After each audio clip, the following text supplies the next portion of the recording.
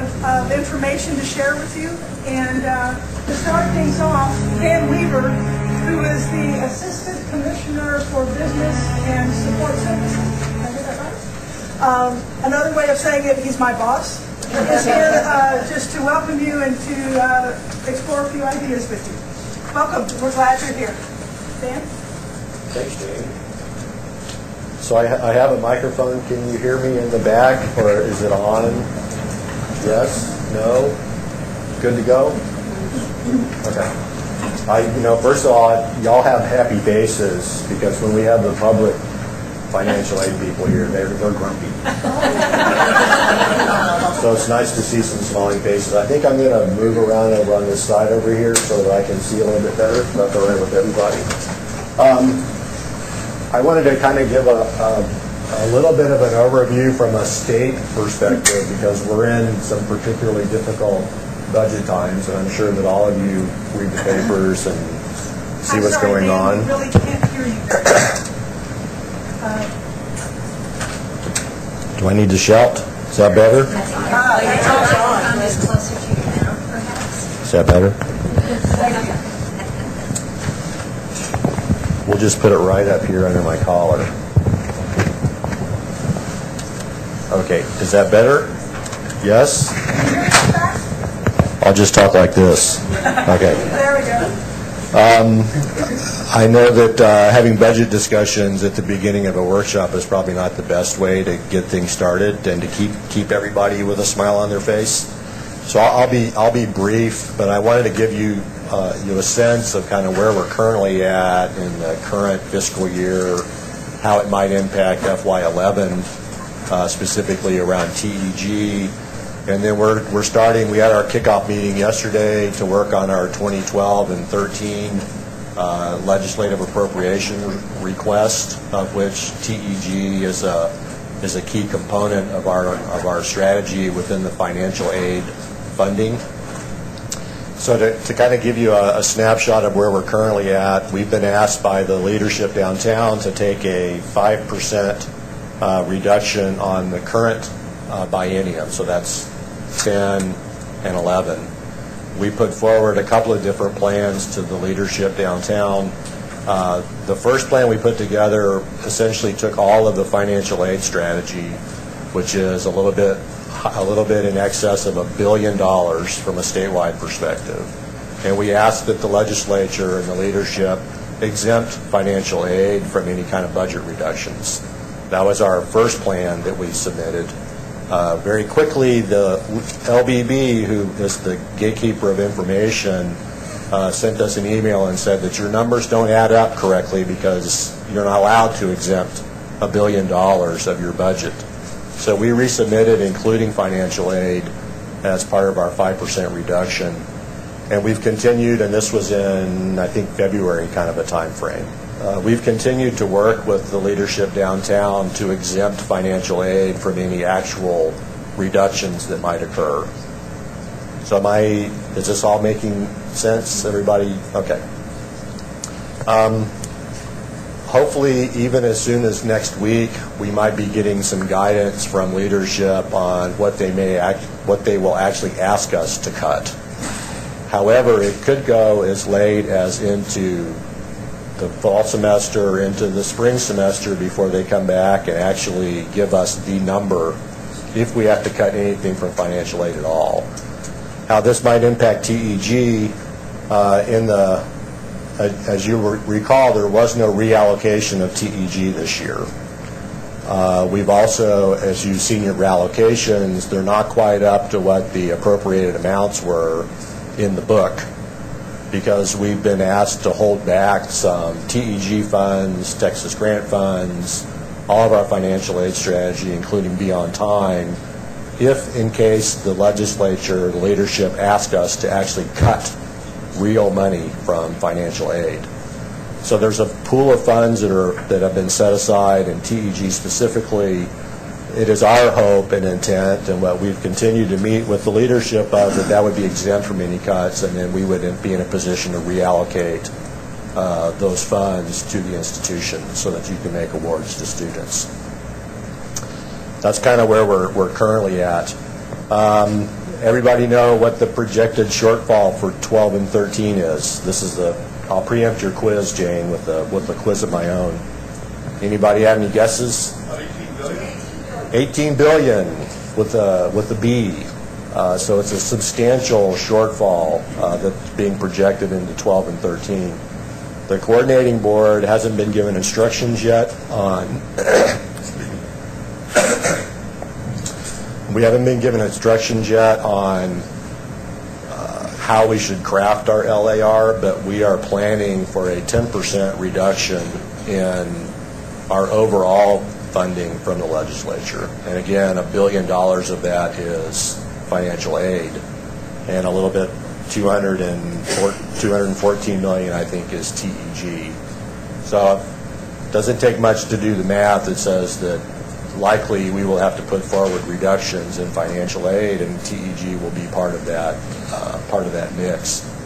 I want to continue to emphasize that the coordinating board and the coordinating board leadership, the commissioner, the assistant commissioners, we are doing our very best to exempt financial aid from any reductions. This is a critical time from a state perspective, and in our attempts to achieve closing the gap goals for access and success, that cutting financial aid now is absolutely the wrong thing to do.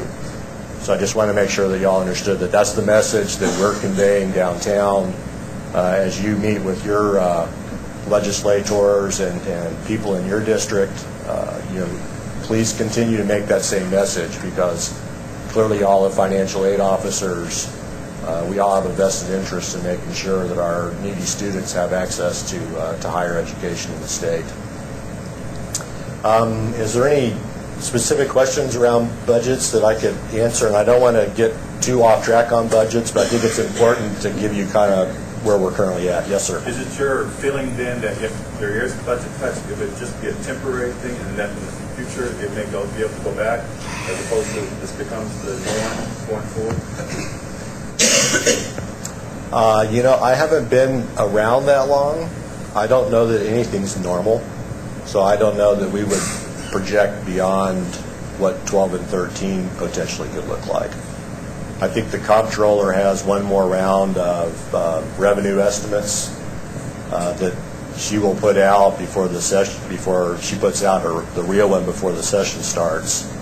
I tend to try to encourage people to go buy cars, because our economy is based on sales tax revenue, and if all of y'all went out and bought a new car, it would certainly help things out quite a bit. I'm doing my part at my house, so I assure you. Good question, though. Any other budget questions? Okay. I want to talk a little bit about. I guess this is a TEG conference, and I want to make sure that I'm true to the cause of TEG. I do want to talk just a little bit about Be On Time. Just a show of hands, everybody likes Be On Time? Okay, great. Be On Time for ICUTS is funded from general revenue.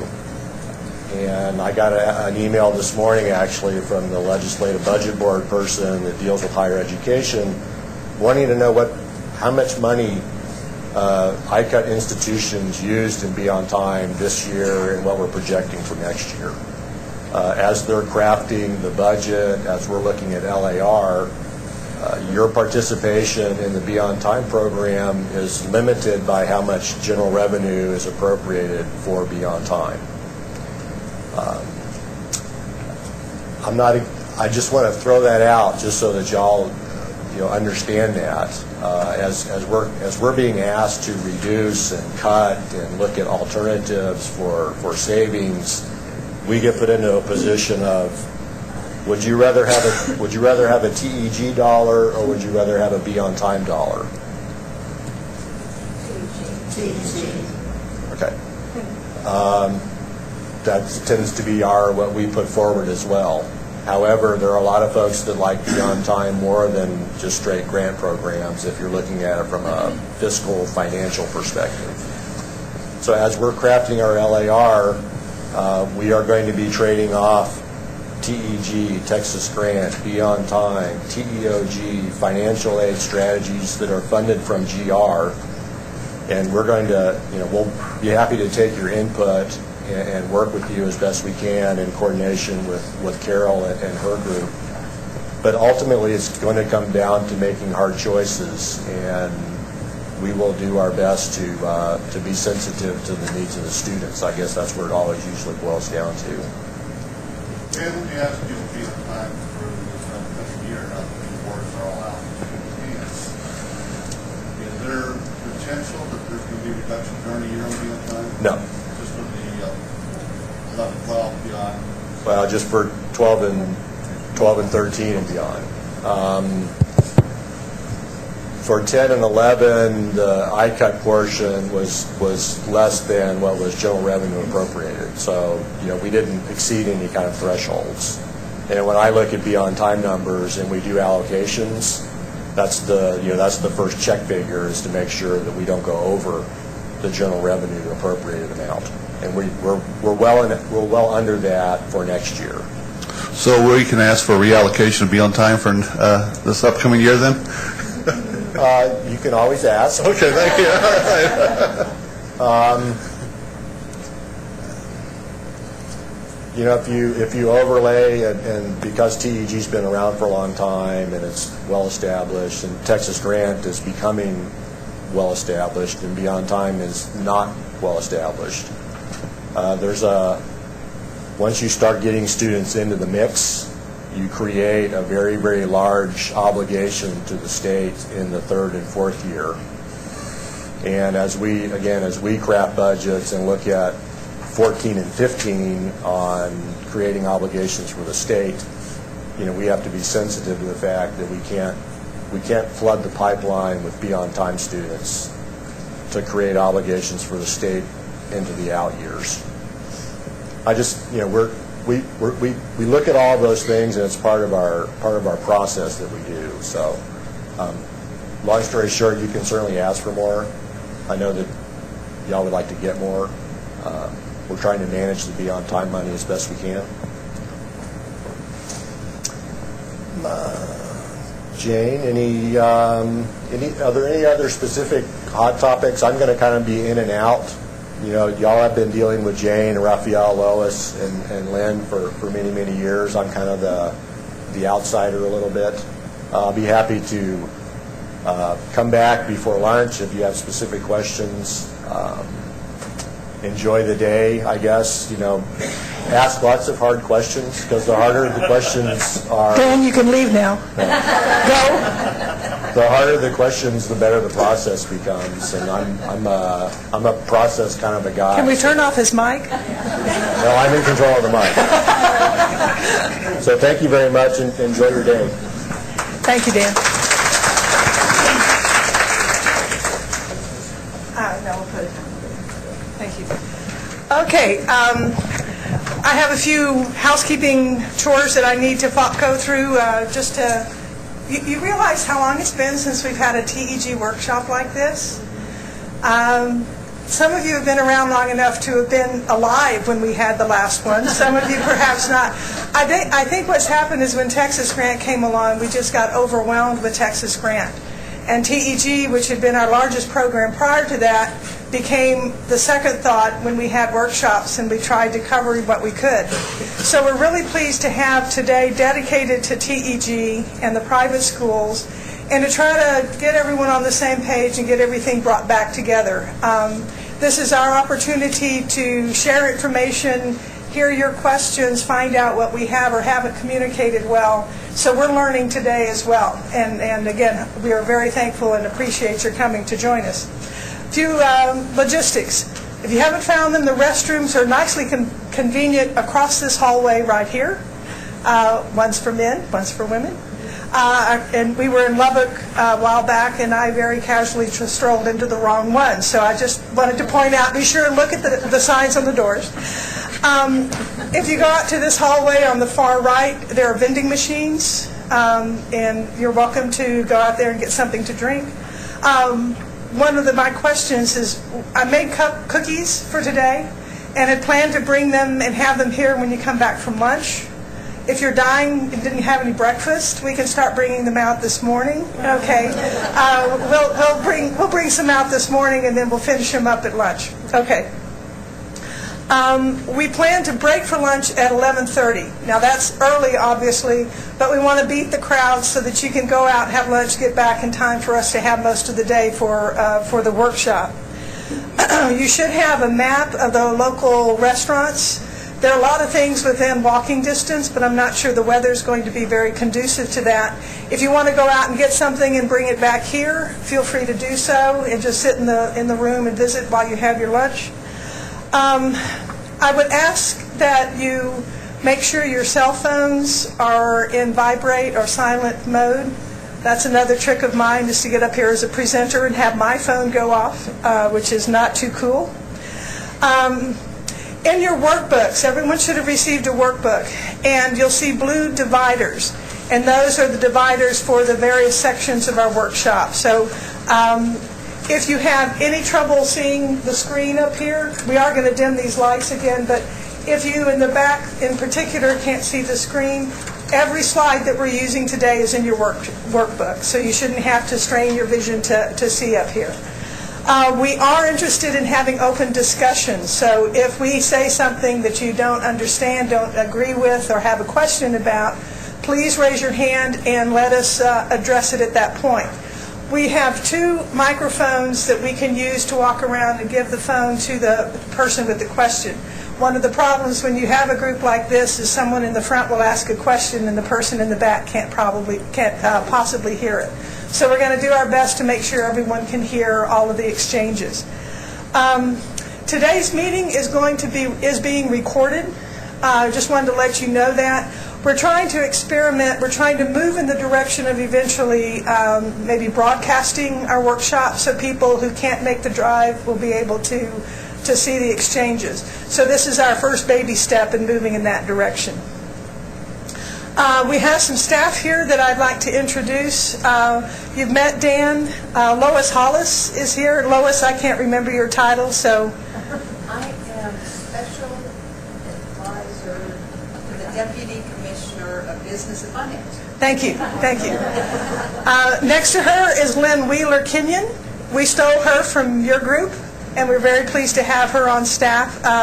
It's a real luxury to have someone on our staff who has the institutional experience. As you know, we can come up with wonderful solutions that don't work. And Rafael Villarreal, who is probably your day-to-day contact for the TEG program. We may have other staff members dropping in. The lady downstairs that you met and got your book from is Deborah Coe, who is one of our staff members. And I don't see anyone else here. Is anyone else hiding here that's staff? Okay, then as the day progresses, we'll go ahead and introduce them. Let me know a little bit about you. How many of you have worked with the TEG program more than 20 years? Would you raise your hands? That's a pretty good group. How many between 10 and 20? Okay, how many fewer than 3 years? Okay, fresh meat. Anyone who's been in TEG for less than a year? Bless your heart. We're very pleased to have you here, and again, we hope you will ask your questions if you have any as we go along. Before we get started, are there any general questions we need to address? Okay, Raphael, if you bring up the pre-quiz. This is just to get your mental juices running. I'm going to go arrange to get cookies brought up. Lynn Wheeler-Kenyon is going to be our first presenter, and she'll be giving just an overview of TEG. Lynn? Okay, and do you want a podium? Do you need for your materials? Okay. And do you? Yay, I'm working. Yeah. Could you use this? Can you see the pop quiz? If you look in your workbook, in the front of the last section, go to the last blue sheet and look at the front. You have a copy of this, so you can put your notes down. But we should cover these questions and be able to have you have a handout with the answers before you leave today. Lynn? Thank you. I'll use this one. Can you hear me, everyone? Very happy to be here. I'm glad to be with the coordinating board. It's been here since January the 11th, and it has been a wonderful experience so far. I hope it continues to be a wonderful experience. I'm also glad to be doing the TEG general overview. Though I've worked in the financial aid office for many, many years, I have only worked at four-year state or public institutions. So in moving to the coordinating board, I've had to learn quite a bit about some of the programs that I haven't had to know in the past, and one of those is TEG. So this is really good for me to be able to go through the general program overview, because it's a learning experience for me, and if you don't know some of the general stuff, it'll be a learning experience for you as well. I'm also glad that Raphael and Jane are both in the audience for those hard questions that Dan just talked about, because since I haven't worked with TEG very long, I'm glad that they're here to help me answer any of those questions. But please do feel free to ask any questions, and we'll make sure you get the answer to those. Okay, what we're going to be going over today, Raphael, if you'll do the next slide. This is just in my part of the presentation on the program overview. We're going to be talking a little bit about the purpose of the TEG program, the fact that it's a campus-based program and what that actually means. We're going to look at student eligibility, award amounts, periods of eligibility. We're going to look at satisfactory academic progress standards for the TEG program, hardship provisions that are out there and can be used, how you request funds, the reporting requirements that you have for TEG, and then the possible program review that you might have concerning TEG. So let's get started with the purpose. And this first bullet is the actual purpose that's listed in statute as well as in the rules. But I think it's more important to go down to the last bullet. What we're all about in financial aid is access and choice. Access for that student who may not have enough in family resources to go to college, and then choice. They may have enough to go to a state institution, but they might not have enough to go to a private institution.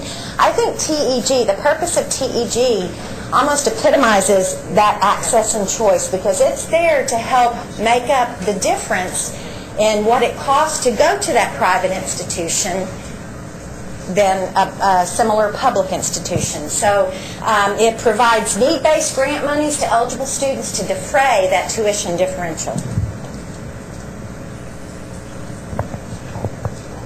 Oh, sorry. On my name back? Can you still hear me? Sorry about that. So that's the purpose of the TEG program. As I said, it's a campus-based program. And what that means is that the determination of eligibility and the application for the program by the student is made at the institutional level. And there are actually 3 players involved in a campus-based program. I know there's 4 there, but if you look at the aid office and the business office, that's really the institution. But there are 4 players in a campus-based program. Of course, you have the legislature that actually passes the legislation, gives us the statute, and actually provides the money for the different programs. The coordinating board then takes that legislation and interprets it and makes rules, and we're going to talk a little bit more about that process in just a second, that drafts the rules and then allocates that funding that the legislature gave us to the eligible institutions. The aid office then brings in the applications, selects eligible recipients, awards the money, then business office perhaps requests the money, or the financial aid office, just depending on how you have it set up at your institution, requests the money for those awards from the coordinating board. The coordinating board then issues those monies to the institution. The institution disperses those monies. The institution then generates statistics about those awards that they've made, reports that to the coordinating board so that the coordinating board can then report back to the legislature how this particular program is working. So that's what a campus-based program, the flow of that, how it works. So So as I've already said shortly, the responsibilities of the coordinating board in the TEG program is to interpret the statutory language and make the rules, provide training, as we're doing today, allocate the funds to the institution, issue the funds, and track any balances that there may be in the funds, gather data back from the institution, and then report back to the legislature. The reason and I know you can't read this on the slide copy that you have in your handout, so I've asked Raphael, and I think he's already included another flow chart in this section of the handout. The reason I wanted to kind of go over the rules process flow, because this is one of the things that I have learned since I've been at the coordinating board. With the federal programs, we always hear about the NPRMs, the Notice of Proposed Rulemaking, and how you have an opportunity to get with the feds and comment on the rules and regulations that they are creating for the various federal programs. When I started working at the coordinating board and started learning about the rules process flow, I was like, I didn't realize that we could actually make comment to the rules that the coordinating board is making. And were y'all aware of that? Did you know that they're actually posted when the rules are out there and approved? They're posted for public comment. Public, you, the financial aid community, students, anybody who wants to make comment. So I want to bring attention to these two boxes right here, because this is how, when they're posted out to the Texas Register. And when they're posted out there and you go out to look, and there should be a link in the handout that you have, so you can see the hyperlink, how you get there. But it will, once you go out there and you start looking at the proposed rules, it will tell you how you can make comment either by phone, by email, if you want to say something about that proposed rule. And I think we're trying to come up with a way that we can let y'all know when there's a proposed rule out there that you can make comment on. So that's the reason that this was included in there. Let me ask you a question. Regarding your auditors, is that considered a proposed rule change, or do they just make changes? Did everybody hear Dave? You know, the question regarding the auditors.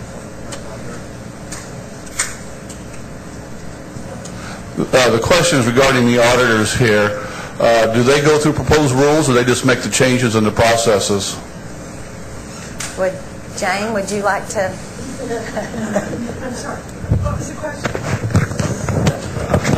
I'll follow you. We're now linked.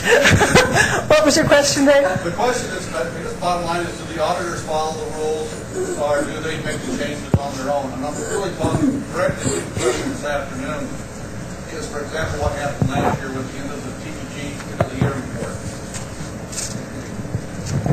Is that really came at the direction more of the auditors than it was anything else, so there really wasn't any opportunity for any kind of public input. Thank you. Let me pick her pocket for just a second. Our auditors are obviously there to help us find when we have shortcomings in our operations, as well as when there are issues at the institutions. The TEG year-end report came out of such an audit. To make you really aware of the issue is that they're very unhappy, and this is true for all of our programs, that we issue millions and millions, in fact hundreds of millions of dollars to institutions without having the data that shows that the students who are getting the awards are eligible. So they have a great deal of concern about the fact that we are taking it on faith that the institutions are working in accordance with rules, and we don't know until we get a year-end report or the FADS report. We don't have any data to prove that indeed that's happening. Now, our experience with the FADS report is that we do get lots of indication that the programs are being administered extremely well. But the problem with the FADS report is that it comes in when? When is it due? October. Or actually, it's now due December 1. But it comes to us well after the end of the fiscal year. So if we found errors at that time, the only alternative is to have that money refunded to the program.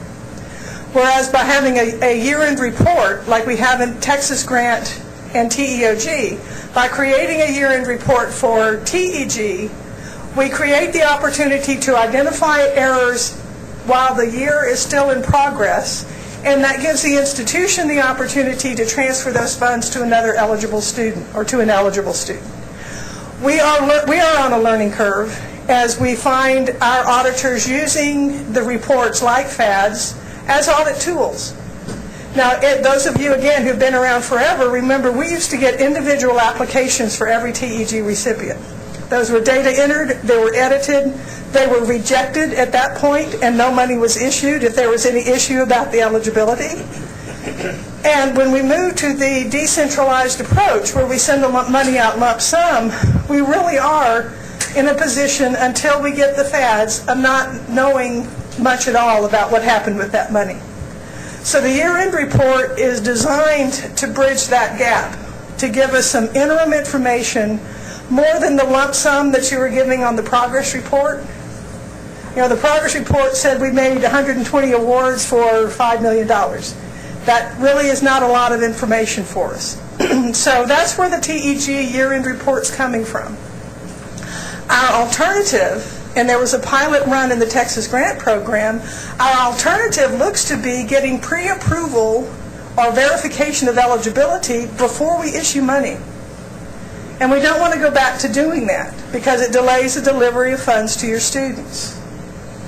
So I don't know if, I'm hoping I'm answering your question. Yeah, and my thought is, it's an issue I think needs to be revisited, because there is a mechanism that's out there for those schools to find someone with the FADS report that's not eligible. You still have the ability of late disbursements.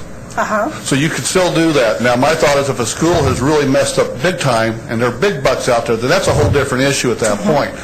But I think finding that isolated one or two students, and my concern is that by the time we finish up with the end of the year now with this process, which involves your IT staff and everything, now we're within about a month or two, we're now getting to the midst of the database report as well too. Right.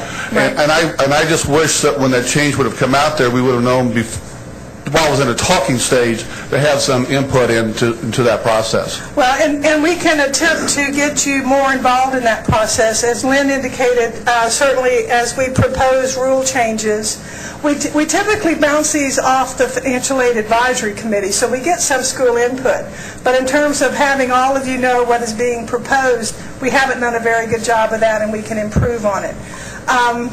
Our intentions are good. As always, timing is an issue as to how long we send the proposed rules out and get feedback before we officially propose them.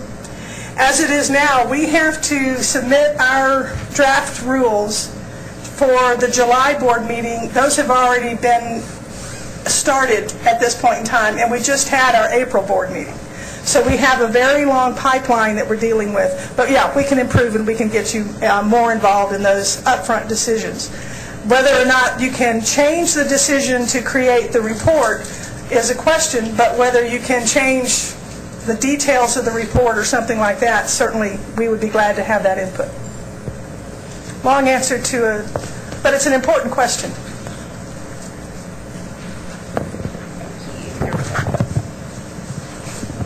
Okay. So getting back to the campus-based program and the process of that, the responsibilities of the institution, obviously, is to apply the program rules that are created by the coordinating board, receive the applications from the student, identify eligible students, make the awards, disperse the money to the students, request monies from the coordinating board, monitor the arrival of the funds and make sure that those funds are dispersed to those students within 5 working days of receipt of those funds. Submit statistics and data back to the coordinating board so that we can report to the legislature. And then, last but not least, meet the established deadlines that are out there. And those deadlines are there for a good reason, for the timing of how all of this works throughout the year. Okay, as we go forward with the overview of TEG, it's important to make the distinction in that there's 2 separate types of TEG awards. And we're going to call those the original TEG program, and then the other is the 2006 revised TEG program. The original TEG program is is if an award through TEG was offered to a student prior to September 1st, 2005. Not necessarily dispersed, but awarded and offered to that student prior to September 1st. Even if it was dispersed after September the 1st, there's still an original TEG program recipient. 2006 revised TEG program would be for a student who received their initial award or was awarded their initial award September 1st, 2005 or forward. Does that make sense? There are two separate statutes for those two separate programs. Okay. So, how is a student eligible for TEG? First, it's a need-based program, so they have to show financial need, which, as you know, cost of attendance minus expected family contribution minus other available resources is their calculated need. So they have to have a calculated need. They have to be registered with Selective Service or be exempt. They have to be a resident of Texas or a National Merit Scholarship finalist that could be a non-resident of Texas. And Jane's going to be going over residency later on this morning or this afternoon, so we'll get into more detail on that part. They cannot be a recipient of an athletic scholarship while receiving the TEG award. The student has to be required to pay more tuition than is required at a comparable public institution and be charged no less than the regular tuition required of all students enrolled at the institution. That's where the tuition differential comes into play, which we'll talk about a little bit more here in a second. And then, for the original TEG program, the ones prior to September 1st, 2005, they have to be enrolled at least half-time. For the 2006 revised TEG program, they have to be at least three-quarter time in order to receive monies, unless there's a hardship, and we'll talk about that in a second. It's also important, and this is one of the things I think is great about the TEG program, which you don't have in Texas Grant and some of the other programs, is that a student can receive the TEG while working on a master's or a doctorate. And I think that's cool because there's so little grant money available for students who are working beyond the undergraduate degree. Award amounts. The maximum amount a student can receive in a TEG award is the least of, which is very important to note that it's the least of the student's calculated need, the student's tuition differential, or $3,808, whichever is the smaller amount. Undergraduate students only with extraordinary need, and extraordinary need is defined as an EFC of less than or equal to 1,000, may receive up to 150% of that 3,808, which is 5,712. But it cannot exceed the need. If that 5,712 exceeds the student's calculated need, of course they couldn't get it. Or if it exceeds the calculated tuition differential, they couldn't get that much. But it's there if the student's eligible to receive it. Tuition differential. The tuition differential is defined as the difference between the tuition paid at your institutions and the tuition the student would have to pay at a comparable public institution in Texas. So when I was talking about access and choice, that's where it comes in, because the student may have access to an education at a public institution with their family resources, but they may not for a private institution. So this is there to help make up that tuition differential. Only tuition should be compared when you're coming up with the tuition differential, not fees. And then you have to also come up with a resident and a non-resident tuition differential because you're looking at those, the merit, National Merit Scholarship finalists. Okay? Yes, ma'am.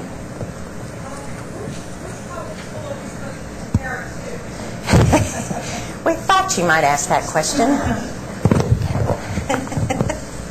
My question was, what public institution are we to compare the charges to? I asked Lynn to let me answer this question because it's come up a fair amount recently, and it's a complicated answer to a simple question, as usual.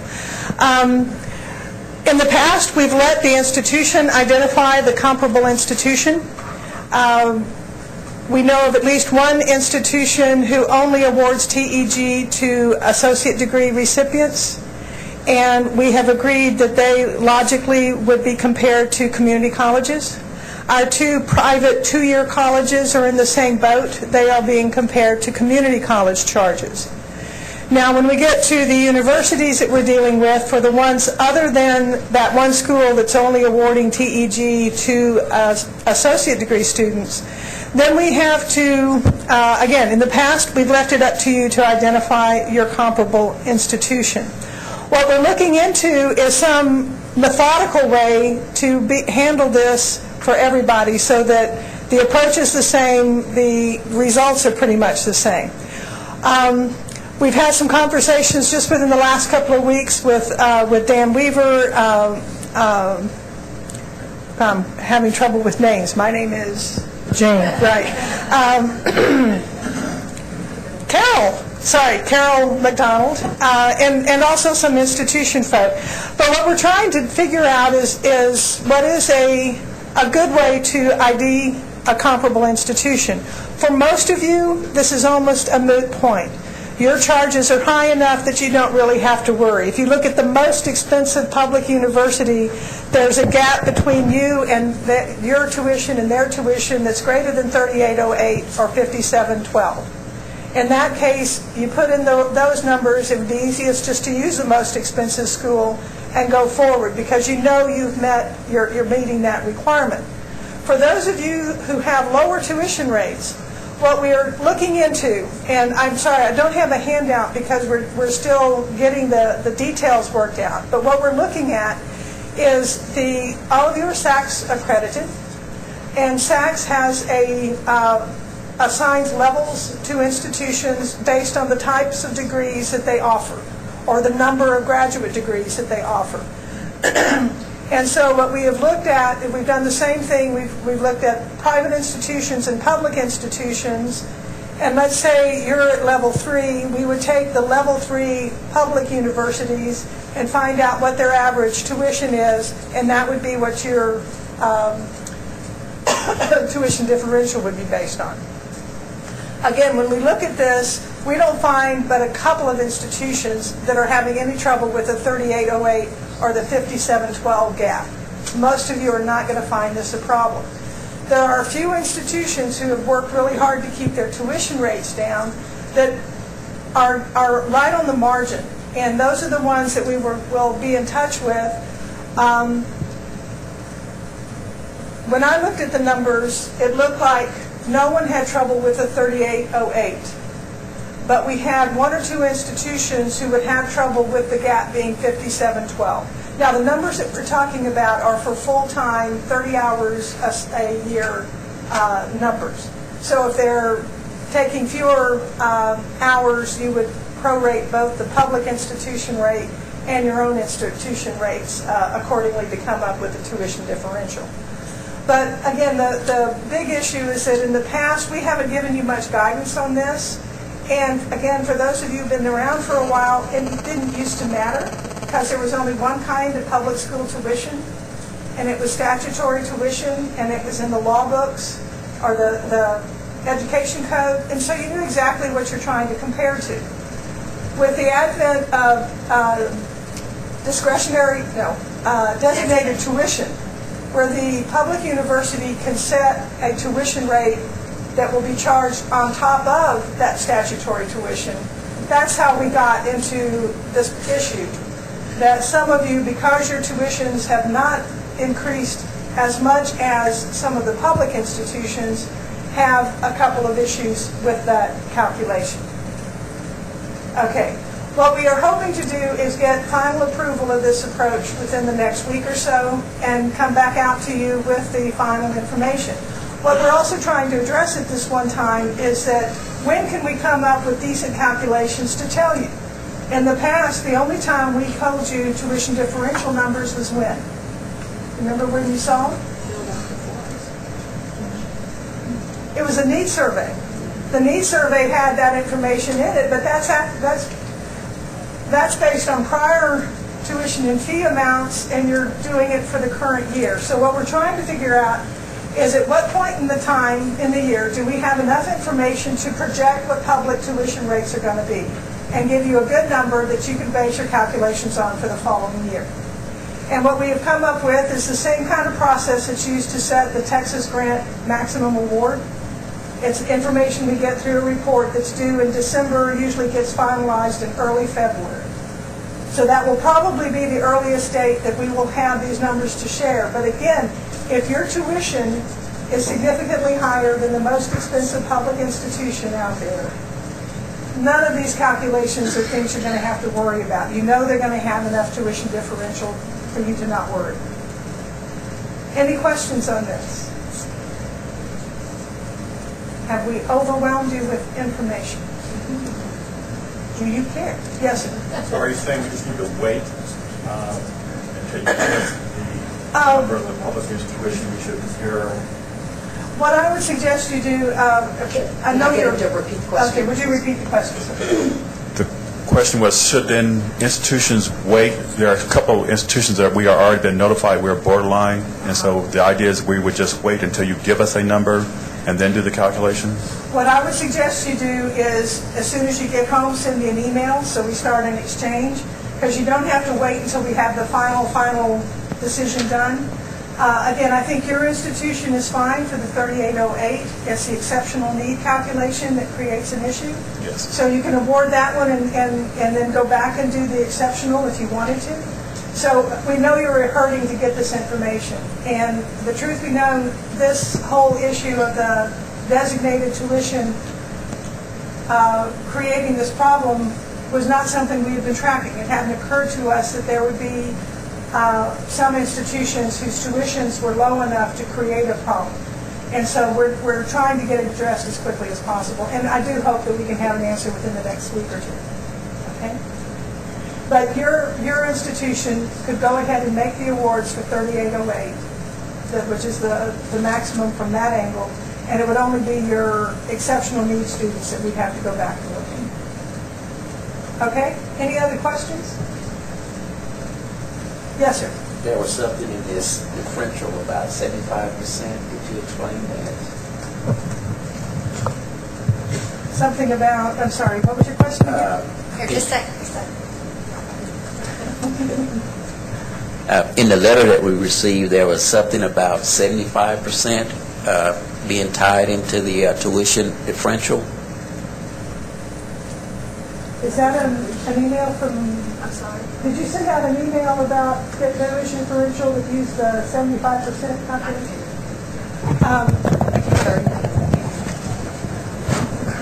Okay, and did you use the 75% number, and do you remember what that was? Oh. Uh-huh. And what is the 75% angle there? Exceptional need calculation is 75% of the amount appropriated for full-time student. Oh. It's 100 or 150% of the regular maximum. Okay, so that's just how that number is calculated. That's right. That's just how that number is calculated. Okay, so it doesn't have an impact on this. Where we came up with the 5712 is that it's in statute 150% of the basic max, which is the 3808 times 1.5 gets you to the 7512. Okay? Any other questions? Thank you, Carol. I'm here. Okay. I'll try. You got it. Okay.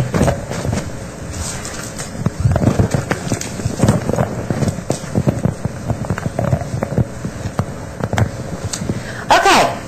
As far as prorated awards and satisfactory academic progress requirements for the original TEG program, which again, remember, that's an award made prior to September 1st, 2005.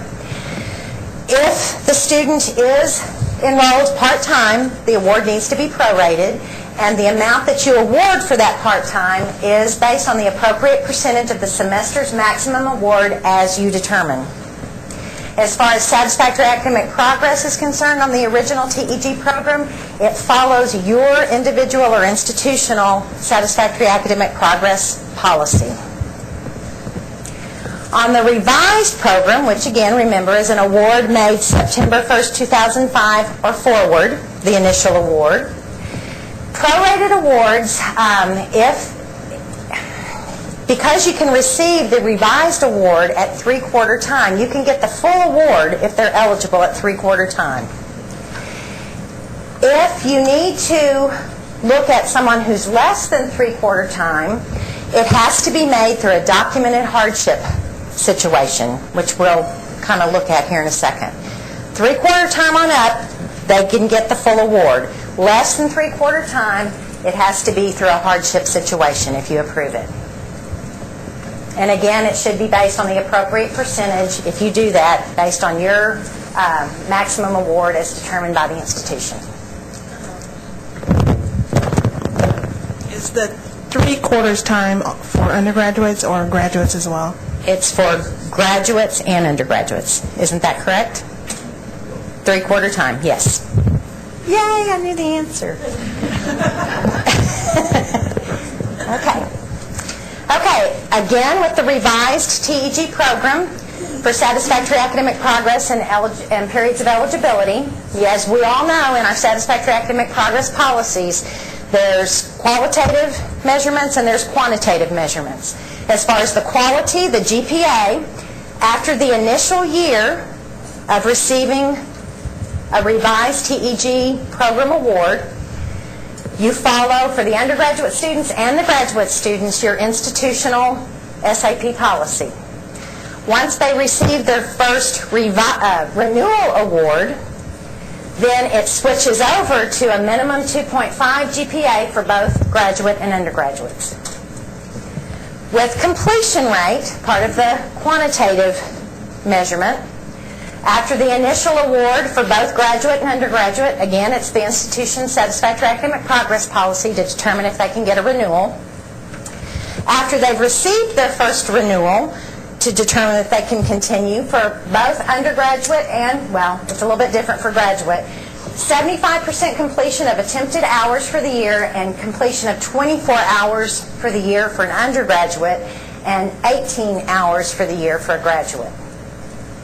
Then as far as maximum time frame goes, which is also part of the quantitative measurements, for the undergraduate student, the maximum time frame for receiving is the 5th anniversary of the initial award if the student's in a 4-year or less degree plan, or the 6th anniversary of the initial award if the student is in a degree plan of more than 4 years. That's for an undergrad. For a graduate, they may continue to receive an award as long as they meet the basic eligibility requirements and the minimum GPA and completion rate up here. Okay? Yes, ma'am. Let me wait till she gets the microphone back there, because That's Deborah Coe, by the way. When you reference the 18 hours required for grad, I'm assuming that's a semester. What if we have a program that's on a quarter basis?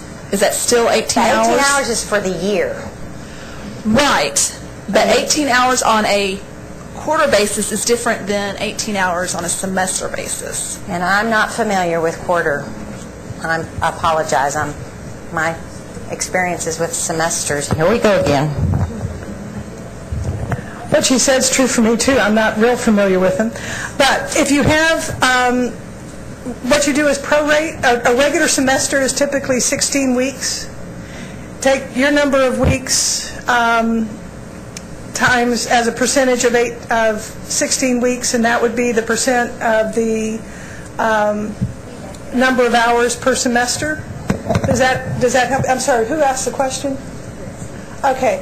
So if you're in a quarter system, your annual requirement would still be the equivalent of 18 hours. So that or 24 hours. But what you have to take each semester might be different because of the length of your semester. So three-quarter time at a quarter system, how long is your quarter? How many weeks? I don't know offhand. I mean, we just have had this question with our law school because they're on a quarter system, and 18 hours in a year is not, full-time for them. Okay, rather than take... Hours, that's fine. Pardon? I just... Does anyone else have quarter-time programs? Let's meet and talk about this, or do it over email rather than take the group time to deal with it. But you ask a good question, and we need to address it, but I'm not sure I have a pat answer for that. But get in touch with me either after the meeting or during lunch, or send me an email, and we'll get it sorted out. Okay? That's the number. Goes on. Sorry. No. Okay. Hardship provisions that are allowed for in the revised TEG program. You can make a hardship provision, kind of like a professional judgment call, to allow that student to receive it based on a documented hardship. Some examples: enrollment less than 3/4 time, as we talked about just a second ago. If their GPA is less than what is required. If their completion rate or the completed hours that they have are lower than the requirements, the basic requirements for the program. You can collect documentation and make a hardship call on that particular student. Some examples of hardship conditions could be a severe illness, could be that they are about to graduate and they only need 6 hours, examples. Make sure, as we do for everything else, you have to have policies in your office to address when you're going to use hardship situations and how you take care of those hardship situations, or the procedures in your office. Make sure that you keep the documentation, paper, electronic, however you do it, so that if you are audited, if one of us comes in and says, let's see why you made that decision for this particular student, you can actually produce it so that we can see it.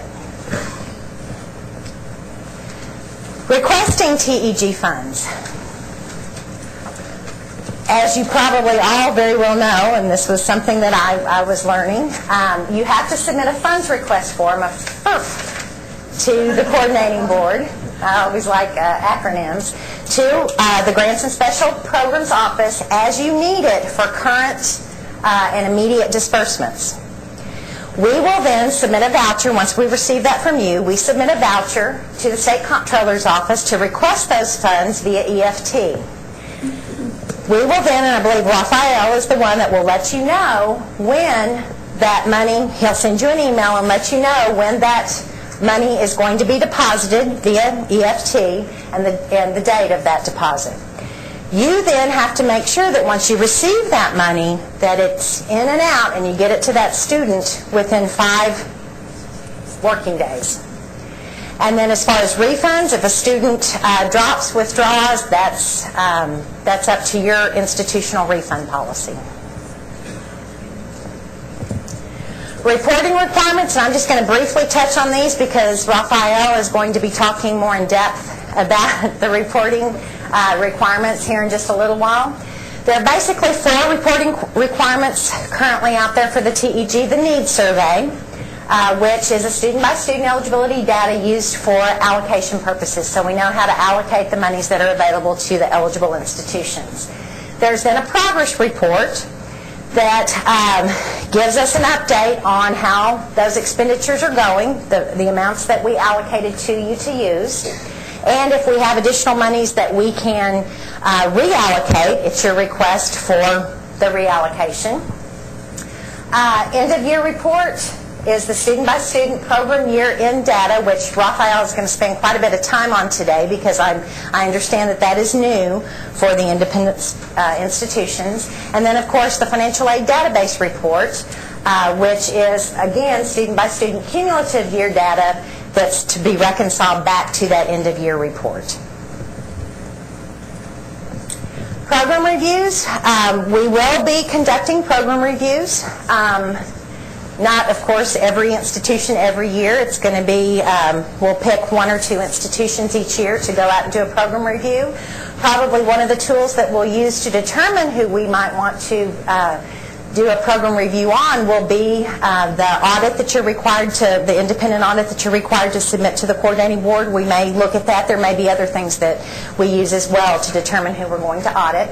If you are chosen to be in the program review, you will have a 30-day notice before we actually show up on campus to perform that audit or that review. Any additional questions that I can't answer? Dave, I knew you'd probably have a question. It's more just a comment. It would be nice if we get the audit guide before the academic year is over. Because, we're getting the audit guide, and I'd also see if you would entertain us making revisions or suggesting revisions to your auditors. Just something simple. The fact is that when they pull up our survey, our auditors review it, then they'll come up and say, now, why isn't this student showing up in your data report or your survey? And we're saying, because they were not enrolled in the fall. They were here in the spring. They said, well, we have to look at that because there's nothing in the audit guide that says, here's what we need, here's how the survey works. So there may be something that needs to be added to it, which would make it easier for us to work with our auditors on that. So it's just a thought more than anything else. And actually, you probably have some introductions to make, Jane. I'm finished. If you need to get in touch with us about any of the program guidelines, that is how you get in touch with us. I'm sure you already know all that.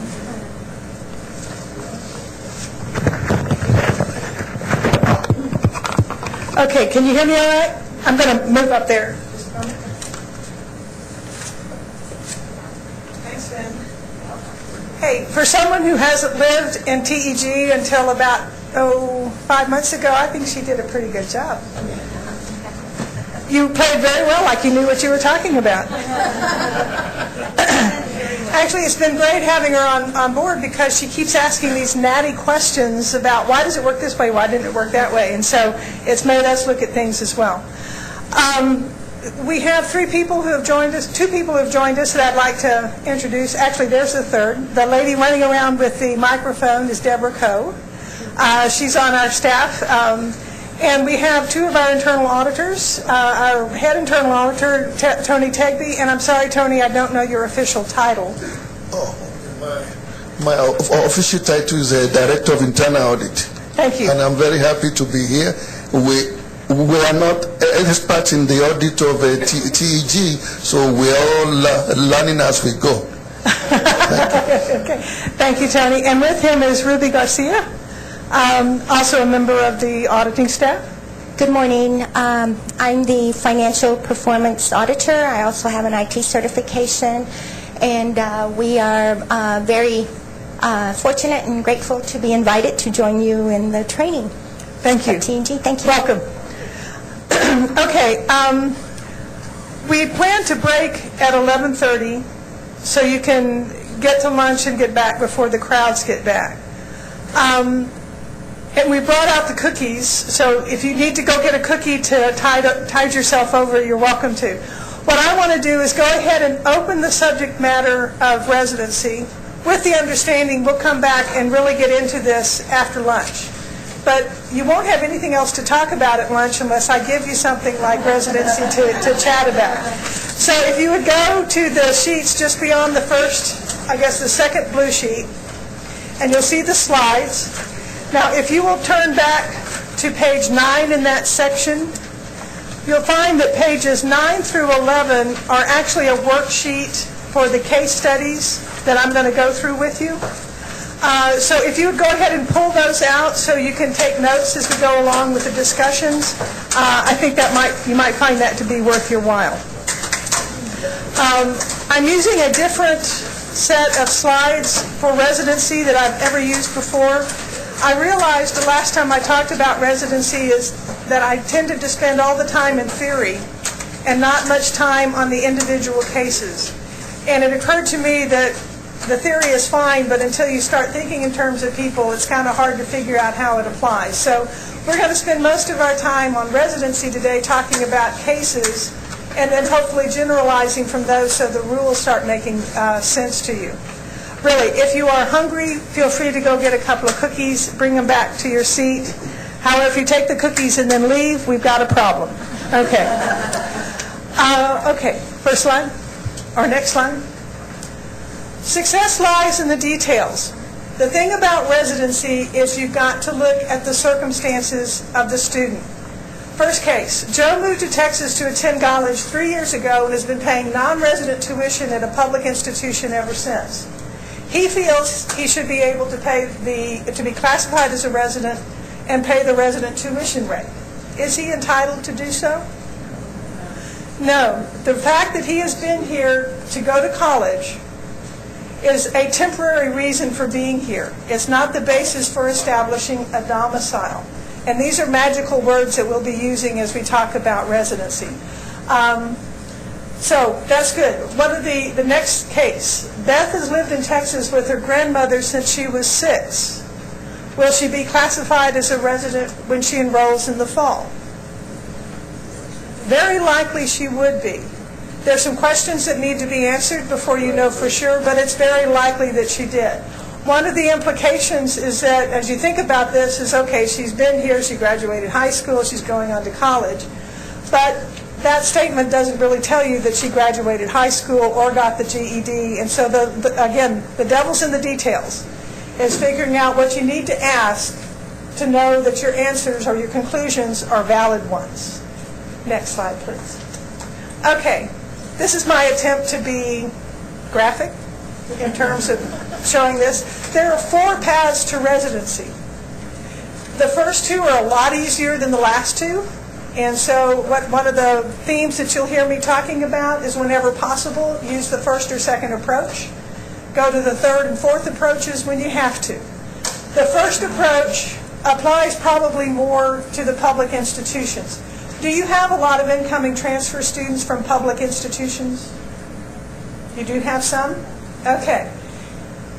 If you have someone who's continuously enrolled, and we'll talk about what that means, and comes to you from a public institution where they were classified as a resident, then you can continue that classification as a resident and go on forward. Now you need to get the data that indicates that that's true, so you have a core questions to get the background information.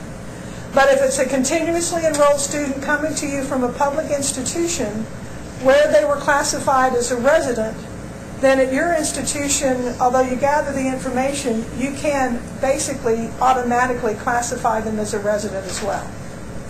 Now I keep saying if they came from a public institution, and the statute actually doesn't designate public or private. My concern is whether the private institutions, if you have someone coming in from a private institution, who is making that residency determination? Who makes it on your campus? Financial aid. At the public institutions, they have residency officials who spend all their time working on these kinds of questions. So if you have a student transferring in from another private institution, your comfort zone as to the knowledge of that other school on residency might come into play. Okay? If it's a public institution, they are required to follow the rules in determining residency, both determine what they have to pay for tuition and for financial aid purposes, and you should, in accordance with statute, be able to rely on their determinations. Okay, second one, and it's probably the easiest thing out there. If a majority of your students are born and bred Texans, then in all likelihood they're going to be residents when they come to your school. Because there's a path to residency that requires them to have been here the 36 months leading up to high school graduation or receipt of a GED, plus the year before enrollment, which might be their senior year in high school. And if they have done that, they're residents of Texas by definition. Yes, ma'am.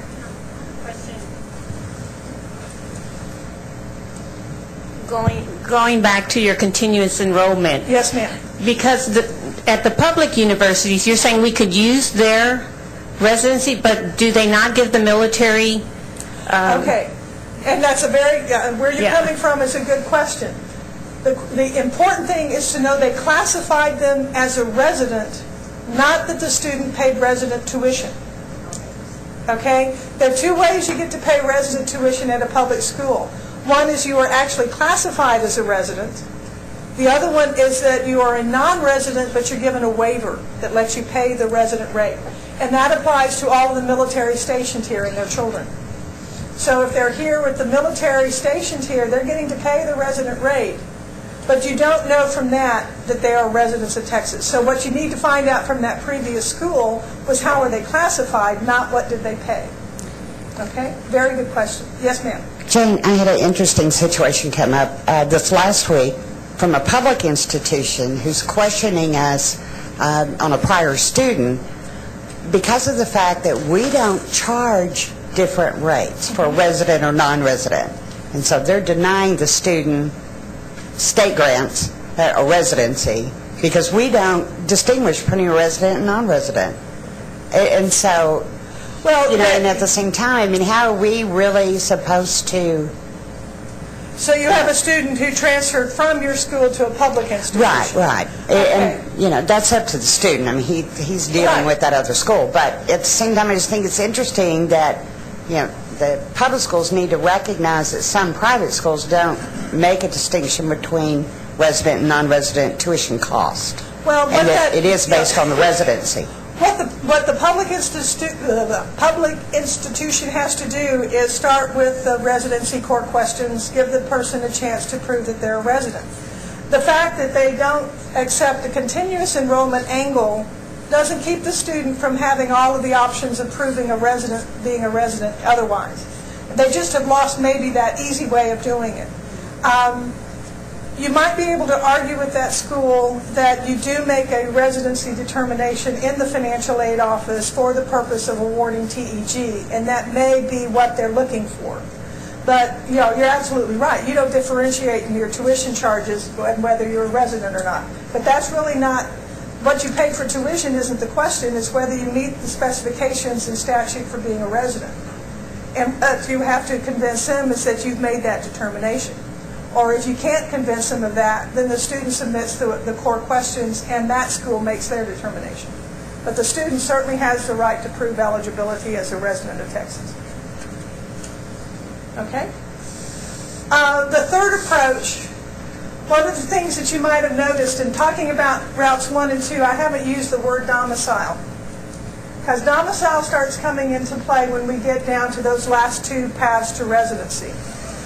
Before you get down to these last two paths, you've got to look at whether the student's a dependent or not. If you'll look on page 13 in this section,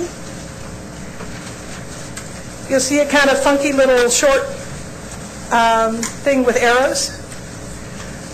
This is what I'm talking about as you move down these four options. You've got the continuous enrollment and you've got the 36-month approach.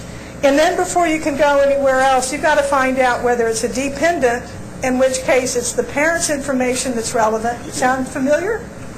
Think of FAFSA? Or the dependent where the parent's relevant, or independent where the student, him or herself, is the basis for determining residency. So that's where you start getting, first you got to determine whether they're dependent or independent, then you determine if they've established a domicile in Texas. We'll talk about that some more, and whether they've maintained that domicile for 12 months up to the point of when they're trying to classify them as a resident. So it gets a lot hairier, obviously, when you get down to these last two options. If you can qualify a student using path 1 or 2, by all means do so. You're not obligated to do the rest. And in fact, the core questions, which is several pages long, instructs the student at the end of part 1 and 2, dealing with these two paths 1 and 2, to skip on down and certify if indeed they've answered those questions in a certain way. They don't want them to have to go through those other questions. Okay. So the third one, just like with FAFSA, if the student's independent, it's the activities of that individual that will determine whether they're a resident. And if they're dependent, it ties back to the parent. Okay. We'll do 1 or 2 cases and then we'll break for lunch. Case number 1. Sheba paid the resident tuition rate last fall while attending a public institution in Texas. She is now transferred to your institution. Is she a resident or non-resident? This is where you have your worksheet. If you want to take notes as some of this discussion goes on, what's the answer? We really don't know. Because what it says is what? They paid the resident rate, not that they were classified as a resident. It may sound like you're quibbling over terminology, but you're really not. These are two very different things. There are about 25 different waivers that allow non-residents to pay resident rate at the public institutions. People like research assistants, teaching assistants, and so forth. So those are things you need to be, you don't have to know those programs, but you have to ask the college the right question. Were they classified as a resident, or did they pay the resident tuition rate? Next case. Okay, Joella is a teacher. She attends college in the summers to pursue her master's degree. She was classified as a resident last summer. Is she automatically classified as a resident for this year? Okay, this is where we get into definitions. Your definitions are on page 12 in your handout. And I've just taken a short group of them. The basic rules on residency are in your handouts, and they have more definitions than those.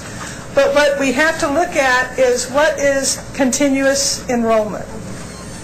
And what does it say? It's talking about fall or spring of the previous year. So a person who only attends summers cannot establish residency through continuous enrollment because they're not enrolled in fall and spring or spring. They don't have to be both. It's fall or spring of the prior year. So if you have a person who's only been going to summer school, doesn't matter how they've been classified, you've got to start from scratch to figure out whether they're a resident or not. On the other hand, if they were enrolled in the prior fall or spring at an institution that classified them as a resident, and they're now coming to your institution within that 12-month period, then you could piggyback on their classification and go forward with it. Any questions? This making sense? Okay. Next case, or this is just kind of a flow chart for the continuous enrollment. First question, were you enrolled last fall or spring? If the answer is no, you've got to go ask more questions to determine residency. You can't use this short path to residency. If the answer is yes, then the next question was, were you classified as a resident at that previous school? And again, big issue is not that you paid the resident rate, but that you were actually classified as a resident. If you answer no, then you go back to the more questions. It doesn't mean they can't be a resident, but you're not going to be able to use this short path. So if they were enrolled last fall and spring, and they were classified as a resident, then you can go forward and classify them as a resident yourself. Jane? Yes, ma'am. You might want to make the comment about dependent status is different than that of FAFSA. Okay. In this particular format, or in this particular path, dependency doesn't come up. I mean, But you're right. When we talk about dependency for residency, when we talk about the paths 3 and 4, it is not the FAFSA definition of dependency. It's the federal income tax definition of dependency. Okay? You cannot look at a FAFSA and decide someone's a resident of Texas. Okay? Let me repeat that. You can't look at a FAFSA and decide if someone is and determine if someone is a resident or not. Even if they indicate of what state are you a resident, they say Texas, they may have been here 3 days when they filled out the FAFSA. So that doesn't work. All right? And the dependency definitions are different. They may be less than 24 and be an independent student for residency purposes. Okay. Before we start on the next trail, the next path, you want to break for lunch? Anyone have any questions on what we've talked about so far? Boy, you guys are quiet. It worries me what you're going to be like when you come back from lunch. Everybody have some coffee or something to wake you up? No margaritas? You should have a map. You should have a map that indicates the nearby restaurants. If you don't have one, Raphael has some extra copies. $1. We want to be back here at 1 o'clock. No later than 1 o'clock we will start. Because we want to get you out by 3:30. Thank you very much.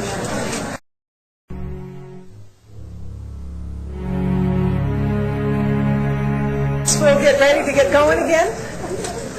I hope everybody found something to eat. We had a good lunch. And no one drowned. It looked like it quit raining at just the right point when we were walking out the doors.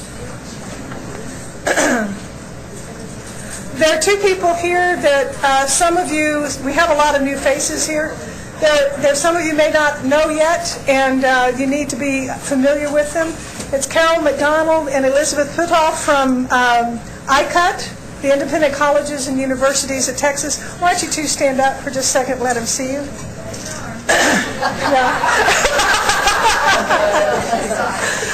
We're laughing because Lynn said, raise your arms. And Carol can explain to you what happened with her shoulder. I don't think Elizabeth did it to her, but... No, I've been telling people I twisted one too many arms in the Capitol. Oh, that could be. I've seen her at work. That could do it. Yeah, for those of you who don't know, ICUT is the registered lobby group for the private colleges of the state, and many of you have seen my name but have never met me, and I see a lot of new faces. I hate to admit this, but they're also a lot younger. So please be sure and come by and introduce yourself if we haven't met before, and we're pleased to be here, and we're grateful that the coordinating board hosted this event. Thank you, Carol. Okay, I'm sure you spent your lunch hours talking residency, right? So you got on top of this now. A very good question that came up during the noon hour for me is the question of how many people have to do the core questions and all this kind of stuff. Are you in the situation at a private school of having to have all your students complete this long, complicated form about residency? And the bottom line is that the only people you have to get that information for are those who are going to get state financial aid that requires residency, which means in all likelihood you can go all the way through the process of identifying who's eligible for TEG except for residency and just have that group do the TEG or do the residency questionnaire. Now, work study has the same requirement. Nursing scholarships also have residency requirements, so don't blow off residency for the other programs. But if you're doing state financial aid that has residency, those are the people you want to require the core questions of. If they're not getting financial aid, and in particular if they're not getting state financial aid, you don't have to go through that process with them. Yes, ma'am? Just to clarify, if they're getting the non-resident equalization grant, do they need to have that for residency form or not? So they're from out of state and they're a national merit finalist. Correct. You would not need to have a residency form for them. Right. Any other questions? Okay, everybody get a cookie. You've got energy going. You're ready to go for the afternoon. All right, next slide, please. Okay, this is what we've been talking about, the core questions and a decision tree. Now, if you look in your materials for the core questions, take a look at page 14. And you will see why it is that you don't want to require anyone to fill this out unless you have to. It's a long form. Now, you guys are very intelligent. Some of you have very good IT departments who can take this form and make it a, what do they call it, smart logic, so that they answer these questions and that question correctly, it will skip and go down to the signature block. If you can figure out that programming, by all means do so. You don't want to have students answer more than they have to. What we're finding out is that students tend to start with question A and go all the way down to the end. Now, not reading the instructions anywhere that says skip here and go to there if you are in this category. So if you can automate it, by all means do so. If your institution uses the Apply Texas application for admission, would you raise your hand if you do? Not very many of you. The core questions are incorporated into the Apply Texas form. So that might be one way to simplify it for you in collecting that information. The downside, of course, is that everyone who enrolls at your institution is not getting a TEG or state aid, so it might not make sense to have them all do the Apply Texas form. but it is one way to get that information collected in a systemic fashion. The decision tree is a little thing that we put together to try to make the process or the flow relationships make sense. If you turn to page, where did I write it? 13, yes, thank you. You have that little shortened version of it, but if you also turn to page 34, you see the full-fledged ones. And to the extent possible, you want to live above that center square. You want to get as many people qualified before going into the whole issue of domicile and dependency and so forth. And Raphael, who is very good at the computer, has provided you a version of this on the next page that's a lot prettier than mine. But they're saying the same thing. You take care, you go to path 1 first, then you look at path 2, and then if neither of those works, go on to path 3 and 4, which has to do with dependency and the domicile, etc. Okay, so Another rule of thumb too, unless you're a school that has more money and you've got eligible students, when in doubt, don't give them the money. yeah, when we get to our last slide, the last line on is when in doubt, leave them out. So you're quoting my slide. Yeah, truth be known is you don't have enough money for all your eligible students. Don't make this harder for you than you have to. And that will be, again, a drum that I beat fairly frequently as we go through this. Okay, let's go back to the slides. Let's take a look at the next decision. Okay. Mary was born and raised in Texas and has never lived anywhere else. She is 18 and wants to enroll in your institution. Is she a resident or a non-resident? Now, age 18 is a little bit of a problem, isn't it? Okay, has she graduated high school or not? Do any of you have what we call in public education dual enrollment programs, where students are enrolled in high school and they're enrolled in college? If this student is not yet graduated from high school, or any student not yet graduated from high school, even if they've lived in Texas all their lives, they cannot use the 36-month approach to residency. Because what the statute says is you have to live in Texas the 36 months leading up to high school graduation. And they haven't graduated yet, so they haven't done that yet, either graduation or receipt of the GED.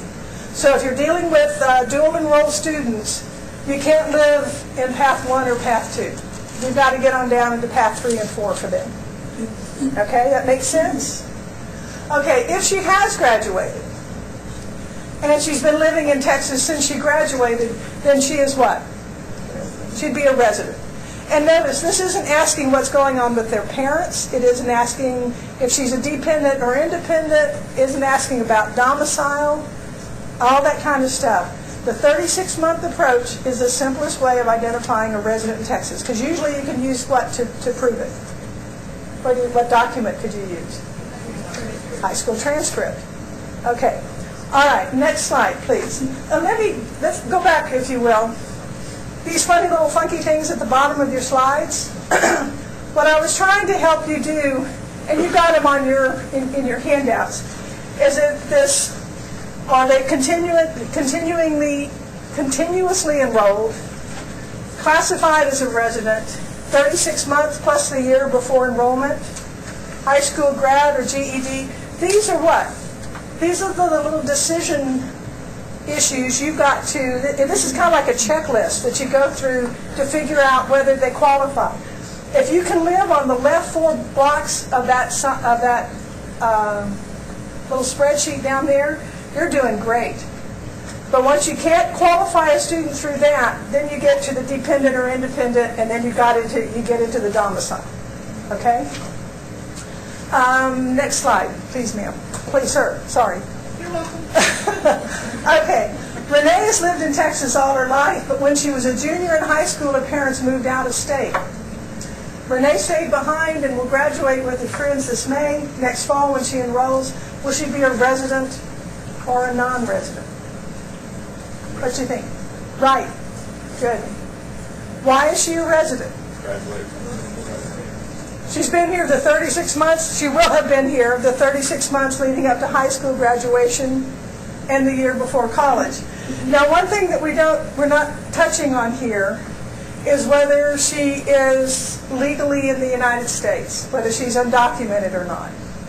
And that's another very small wrinkle that comes up. If you're dealing with an undocumented student, and that comes up in the core questions, you have questions about are you a U.S. citizen or permanent resident? Only U.S. citizens and permanent residents can establish residency through the 36-month approach without having to do one more step. The affidavit. Absolutely. Well done. If you are not a U.S. citizen or permanent resident and you meet all of the other 36-month requirements, you have to do an affidavit in order to be classified as a resident. And that affidavit says what? I will apply for permanent resident status as soon as I'm eligible to do so. Now, when will that be? Who knows? Under current federal statutes, these people, most of them are not eligible to apply for permanent resident status at this time. If the DREAM Act gets passed, this will give them the opportunity to do so, and then they will have to act on what they promised to do in that affidavit. In the meantime, what you do is you get the affidavit signed and you put it in their file. And if they should happen to pass the DREAM Act while that student is enrolled at your institution, then you would identify those students, send them a reminder that they have to go and register or take the steps to apply for permanent resident status if they're going to be able to continue to get any kind of state aid. Okay? Any questions?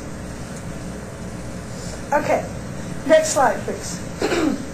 Maria's parents brought her to Texas when she was 12, and she has lived here ever since. Since she does not have papers and is considered undocumented. She graduated from high school 3 years ago. Is she a resident or a non-resident?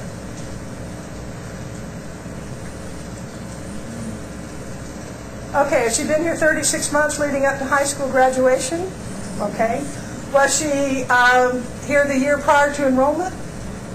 How do you know? Okay, she graduated 3 years ago. Oh, has lived here ever since. Okay, you're good there. You got me. All right. So she's been here the year before enrollment. So what would she have to do to be a resident? Affidavit. Right. She fills out the core questions that shows she was here the 36 months and so forth, and then the affidavit, and then she's good to go as a resident. Now, there are people who disapprove of the theory of an undocumented student getting to pay the resident tuition rate at public institutions. And so there are people who would like to eliminate the 36-month approach. What they don't recognize is that that approach also applies to the child who's living with an aunt or uncle or someone who isn't their legal guardian. And we'll talk about that a little bit when we get into the path 4. Okay. Any questions about this? Notice I put the marker here on special need, and that's the affidavit for this student. All right? She doesn't have to be undocumented to require it. She has to be not a U.S. citizen or permanent resident. How many of you have international students? Okay. Some of those international students are here on a visa that allows them to stay here a long time. So they, as the children of the parent who is here on a work visa, this is the most common case, could be here 36 months leading up to high school graduation and so forth. If that person does an affidavit, they're just as eligible for residency classification as the one who's undocumented in here. Again, if you look at the statute for the 36 months, it says nothing about visa classification or anything else. It's just looking at the student situation. Next slide, please. Kathy was born and raised in Texas. She graduated high school here in 1987. In 1990, she moved to New Zealand. I have pictures if anyone knows. She returned to Texas 6 months ago. She has not been working. Should she be classified as a resident or non-resident? Non-resident. And why is she a non-resident? She hasn't been back in the state for the 12 months. So that means in 6 months, she could be a resident. Okay? Does the fact that she hasn't been working impact this? No. Correct. It does not. And the reason is that you're not down here and establishing a domicile. You're over here on the 36-month angle for this student. Okay? Next slide, please. Any questions? I'm going through these pretty quickly, so if you have questions, let me know. All right, so this is the 36-month approach. Have they been in Texas the 36 months prior to graduation or GED and the year before they enroll? If it's yes, then the question is, are they a U.S. citizen or permanent resident? If the answer is no, if they answer yes, then they're a resident. If they answer no to the 36 months, then you've got to ask the other questions in the core because you've got to find some other path to figure out residency. If they say they're U.S. citizens or permanent resident is no, then you've got to get the affidavit before they can get to the resident status. Make sense? I wish we could just live in these two paths. Life is so much simpler than going to the next slides. Okay? Next slide, please, sir. John's family moved to Texas when John was 11. Was in 11th grade, excuse me. His parents moved to New York when he was a senior, and he stayed behind to graduate with his class. Is he a resident or a non-resident? He is a non-resident. You guys are good. You guys are good. He is a non-resident because he didn't move here early enough to have the 36-month approach to residency. And his parents now live out of state. So he would be an out-of-state student based on that the parent's residence. Making sense? Good. Good. Okay, next slide. Jane's parents moved to Texas in 2008. She was a junior in high school at that time. Her father has worked in Texas since they moved here. If she enrolls at your institution, is Jane a resident or a non-resident? No, if she graduated from high school. Well, actually, we're now getting into this whole issue over here about domicile and so forth. She came here as a junior, so she didn't have the 36-month option, unless she was very slow in graduating high school, which is always possible, but unlikely. This I didn't take that much time. Okay. Her father has worked in Texas since 2008. All right. When you get into the question of Path 3 and Path 4, you're looking at the establishment of a domicile and the maintenance of a domicile for the year leading up to enrollment. Okay, in this particular case, domicile is established through the parent's employment for 12 months. And she, as the parent's dependent, would be classified as a resident. Okay, does that make sense? Okay, as always, there's this little wrinkle. There's nothing here that proves that Jane's parents were U.S. citizens or permanent residents or lawfully here and so forth. Now, the employment certainly implies they're here lawfully, but if there's a visa classification involved, then you would have to be looking at that. And take a look, if you will, on page 27 in your handout.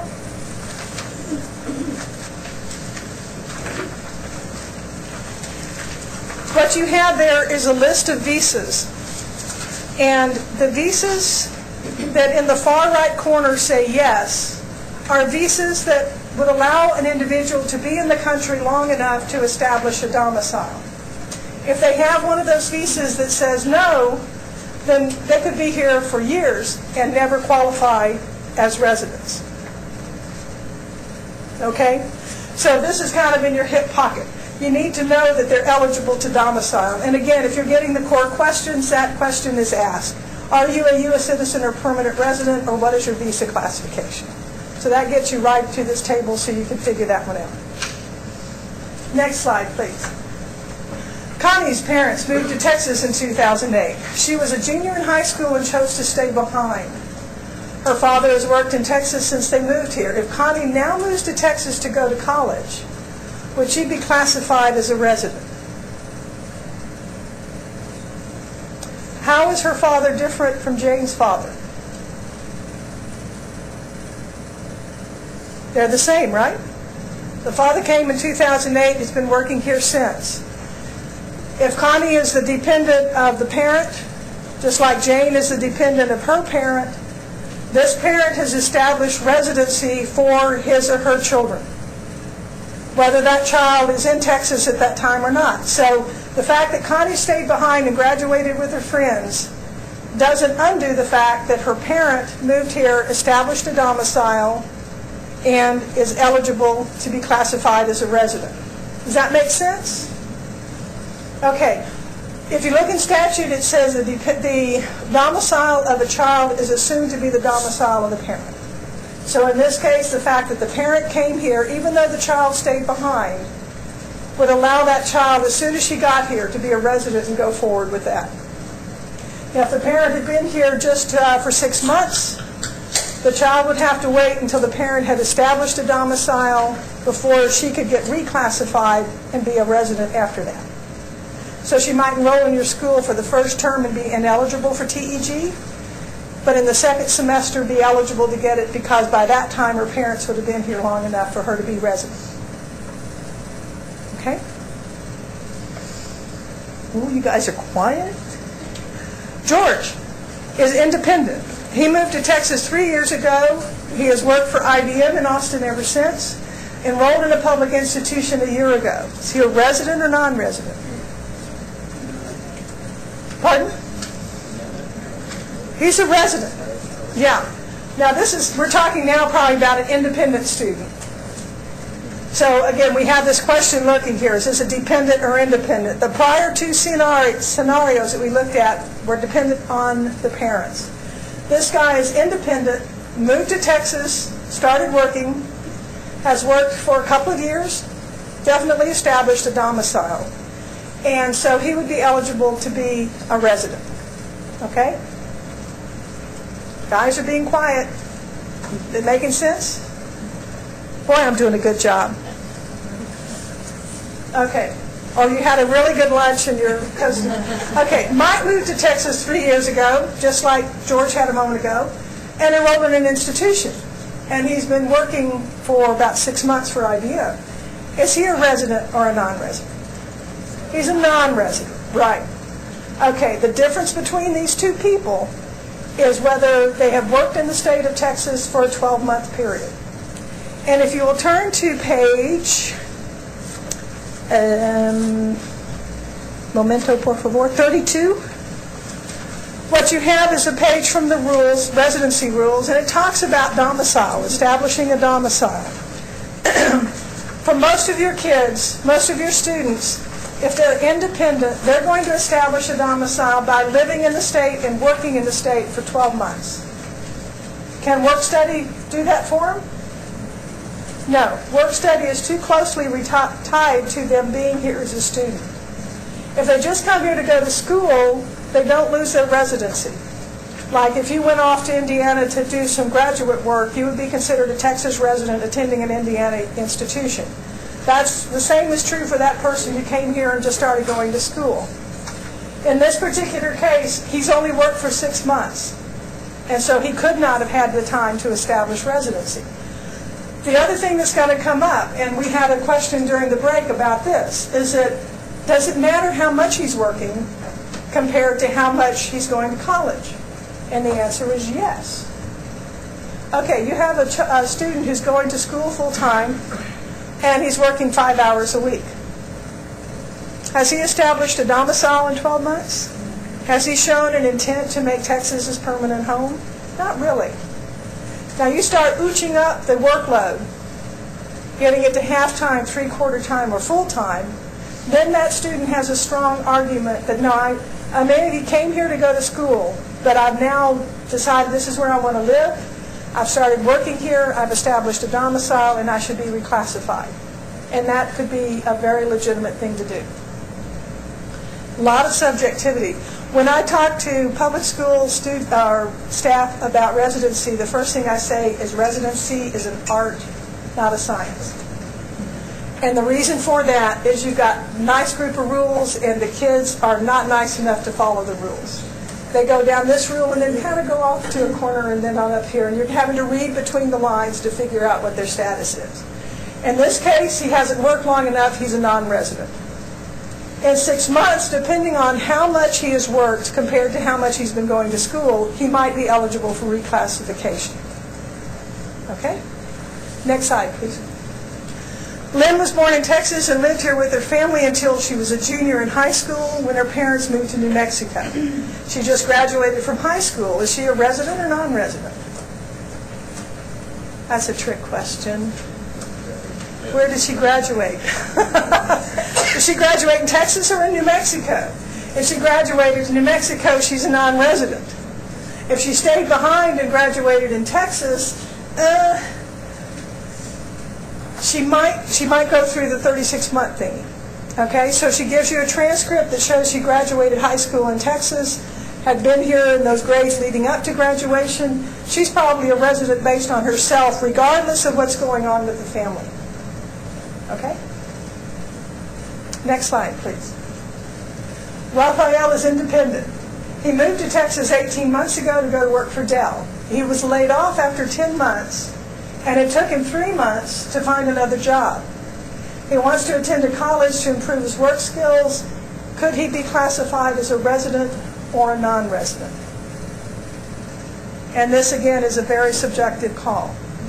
In my opinion, and that plus about $3.50 will buy you a cup of coffee, the fact that he was laid off and it took him 3 months would not necessarily disqualify him. If he could show me proof that during that 3 months he was trying to get a job, he has rejection notices, he has records of interviews and so forth. He is working as hard as the circumstances will allow him to. And in my opinion, I would probably classify him as a resident. In the current economic environment that we have, this is not going to be an unusual thing to happen. The main thing is that he's not just going to sit back and enjoy unemployment and not worry about it. If he's trying to find work and he shows that to you, I think you can count that time as employment. It's as close to it as he can get under those circumstances. Next slide. We're getting close to the end, folks. Liz has lived in Wyoming for many years. She moved to Texas to care for her aging parents. When she had lived with them and provided them care for 6 months, she started taking classes at a local community college. This has now continued for 2 years, both taking care of the parents and going to the community college. Is she a resident or a non-resident? It depends on how you defined employment. And if you look on that page 32 when it talks about employment, or if you look in the definition of gainful employment in residency rules, it includes doing labor for which you would otherwise have to pay. And if she's taking care of her aging parents, and the alternative would be to hire a nurse or a care person of some sort, you could legitimately consider that employment. Okay? So in that angle, she would be considered a resident after she's been here 12 months doing that. Okay? Getting back, slides, please, sir. Okay, this was an interesting slide because Justin changed his name halfway through it. Justin was 10. His father came to Texas on an H-1B visa. Mark is Justin Mark so-and-so. Mark is here on an H-4 visa and graduated from high school last spring. Is Justin a resident or a non-resident? When you have time to look at that list of visas, you'll find out that an H-1B is an eligible category, and the H-4, if they are a child of an H-1B, is an eligible category. So the visa is not going to run interference. It sounds to me like the parent has established residence, and so the child would be a resident through the parent. Okay? Next slide. Okay, we're done. Use the simplest approach to determine residency first. Continuously enrolled, that's the simplest thing. The 36-month approach is your next option because it doesn't get into dependency and it doesn't get into domicile. Only when you're frustrated and you can't get beyond those do you start looking at the dependency in the past 3 and 4. Last one, when in doubt, leave them out. Don't make an award to someone that you're only sort of kind of think maybe could be a resident. Yes, ma'am. Okay. It depends on the scenario. Okay, I had a student. She graduated from the Philippines, and she was living with her mom. Her dad's a Texas resident. He's here, so she comes to live with Dad now and comes to school. I didn't classify her as a Texas resident because she didn't meet the first 36 months rule, but she came to live with Dad now. So, Is Dad claiming her as a dependent for tax purposes?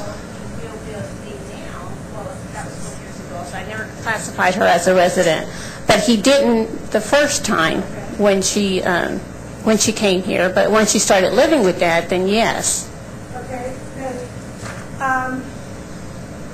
Once the parent has started claiming them as a dependent, if the parent has established residency, then the child can come under that parent.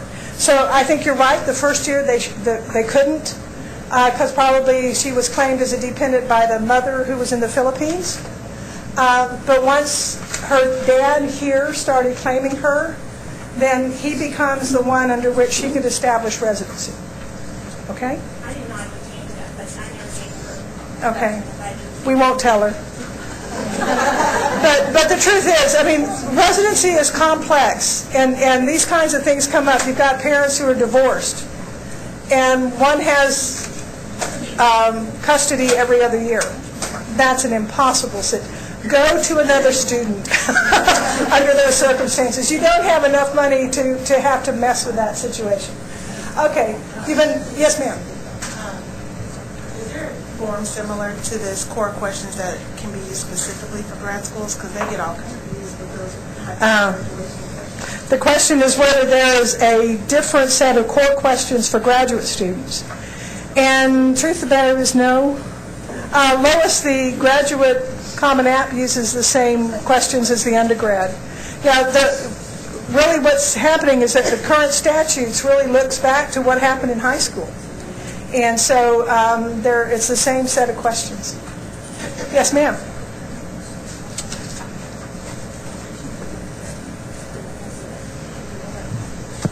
For audit purposes, what kind of documentation should we keep with the questionnaire?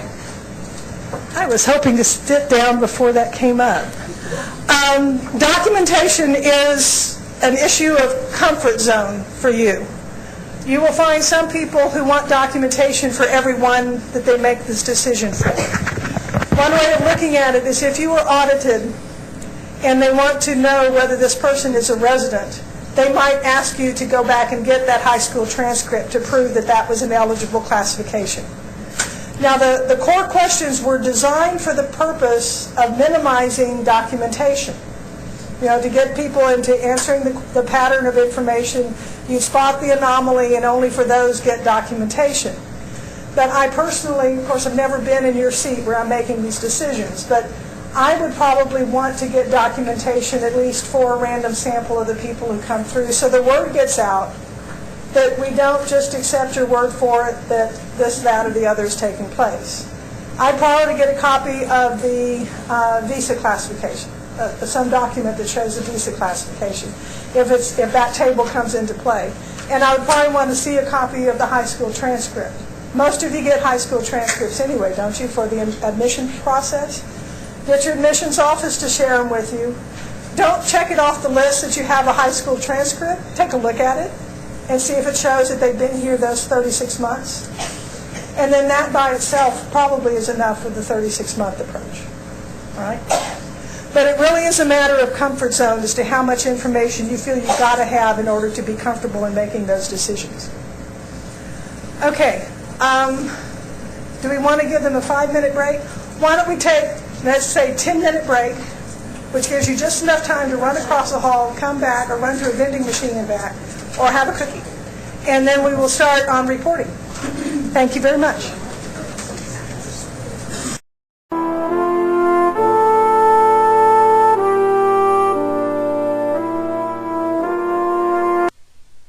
This agreement, then you have to start looking about how they've established a domicile in some other way, like owning property in the state of Texas or something. Okay? Fun and games. Okay, we are now ready to go on to talking about reports. Yes, ma'am. Oh, sure. There you go. I just want to make sure we're doing transfer students correctly. If they are coming, whether they're coming from a private or a public, if they've not had TEG in the past, it doesn't matter what their GPA is or how many hours they've completed? Is that correct? Right. The GPA is measuring their performance while getting the TEG. It's a TEG renewal requirement. Okay. It's not an initial award requirement. So Okay. if they transfer to your school and have a 2.4 or a 2.0, they could get an initial TEG if they've never had TEG before, which would be true, obviously, if they've been at a public institution or if they're at a private and didn't get TEG. So they could get their initial TEG at the end of that first year. To get it beyond that, they'd have to have the 2.5 and the 24 hours and the whole SAP requirement. Okay. And then if they're coming from a school where they just received the TEG, then we look at that school's, how many hours they earned at that school and what their GPA was at the end of that year? What we find out in Texas Grant, and it's the closest similarity I have, is if you have someone transferring in, and what typically happens when you have a transfer student is you transfer hours, but you don't transfer grades. Is that the way most of you handle it? Okay. If you're trying to give them a continuation TEG, I think you would have to look at the grades at the prior school to know they ended there in good standing to go forward. One of the beauties of this TEG year-end report that Raphael will talk about is that it will start getting us enough information to start posting the status on our website like we did for Texas Grant, so you can check that for the prior school to see if they're in good standing. But until we have that up and running, it will be a matter of you contacting that school and saying what was their GPA when they left, and if they were in good standing when they left that school, they can do a continuation award at yours. Okay? Okay. And do they have to have earned the 24 hours or only if they've completed 2 years or received it 2 years at the other school? The 24 hours is at the end of the first renewal year. So if they got TEG as a freshman or for 2 years at the prior school, then they're now at the 2.5 minimum GPA requirement. Yeah. Thank you. Very well. The other question that came up, and I'm not sure we have a final answer, had to do with students transitioning from undergraduate to graduate work. One thing we're in agreement about is that that person in graduate school is getting a renewal award. They don't start over with a new initial award just because they're graduates. The idea of an initial award is to help the transition from high school into college. So they're a renewal award. What we need to look, and we'll have to come back to everybody on, is if the senior year they took fewer hours than required because of hardship because they're ready to graduate, we think the hardship provision will put them in good standing for going right on to the graduate school and getting the TEG. Okay? If it was not a hardship situation, what we're tripping ourselves up with is that they took 9 hours both semester, which is 3/4 time enrollment as an undergrad, and they have 18 hours and they don't take anything in the summer. They haven't completed 24 hours, which would put it in good standing for a renewal as a graduate. And that's what we've got to address and we've got to get back to you on. This is the first time we've looked at it from that angle. Okay? Yes, ma'am. Jane, I have one question. On the satisfactory progress thing for the maximum time frame, could you explain that for us? Maximum time frame. The idea is that the state wants students to be efficient in their use of state aid. And so they put a limit in the number of years that a student can get a TEG. Now, if your original TEG, there wasn't that limit. So those kids keep trailing on. But the ones who were 2006 revised TEG recipients, those are the ones who, starting with fall 2005, would have 5 years of eligibility if they're in a 4-year degree plan. And if they happen to be in engineering, architecture, some other 5-year program, then they would have that 6th year of eligibility. And we track that on transfer students as well. Good. Yes, ma'am. Yes, ma'am. It's a program requirement, not a school requirement. So again, that's something else that will be helped with the year-end report, is we'll be able to post that information and help you track those things. Yes, sir. Okay, so you clarified for me the 2006 award over 2005, is there a limitation of years? If you got your first award in the 2004-2005 academic year, then the answer is no. They could continue to get it as long as they were half-time enrolled, making academic progress as defined by your institution. That's the original TEG program. But if they got in the program... I was just going to say, on the original TEG program, satisfactory academic progress policy at your institution is what defines their ability to get it. So in your policy, you should have a maximum time frame. That's part of the SAP policy. You should have the qualitative, the GPA, and the quantitative, which is not only a maximum time frame for a student to receive their degree, but also the incremental. So the answer is in our policy. Right. It's based For the on person, your maximum time frame in your policy. the person who got into the program, who was awarded a TEG for the first time prior to 9105, would fall under your SAP requirements. And if they were awarded their first award on 9105 or later, then they have to fall into the new program requirements, which lets you use your institution stuff at the end of the first year, and by the end of the second year, you transition to the program. Are we having fun yet? Okay. Raphael, it's all yours. Can y'all hear me? Can y'all hear me okay? Okay, very cool. All right, here comes the fun part, people. We're going to talk about a lot of the reports that have to be done with the TEG program. Is there a drawing? I've got a crayon. I've got a blank board.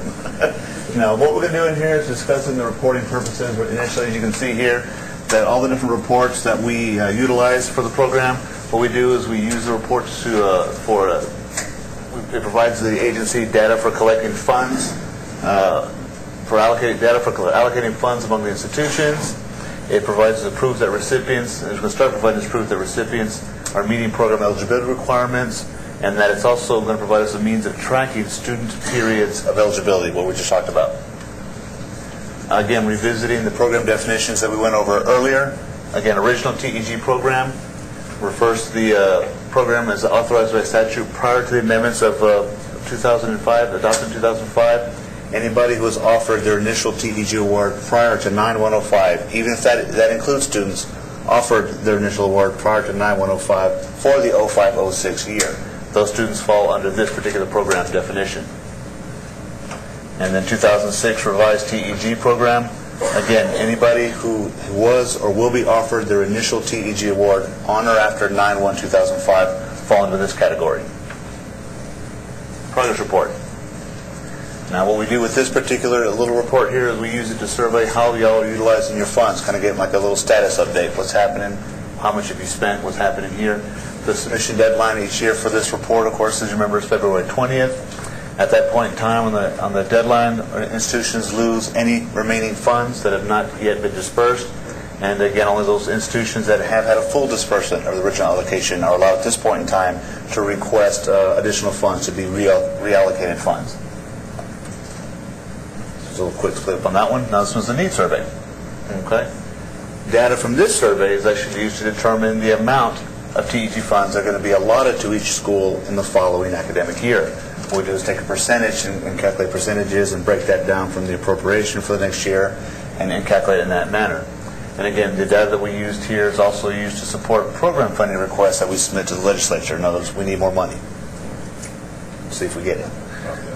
Yes, I'm sorry. Could you go back to the one right before that one? That one? Right No, there. the next one. The question that we have in Texas, if we were to have a Hurricane Katrina or Hurricane Rita again, and it affected our ability to start school and award, do we come to you and say, hey, we are going to have an issue? If we have a natural disaster like Hurricane Katrina or Hurricane Rita, which we have had in Texas, and the idea is that our students, we had to delay the opening of our school because of a natural disaster.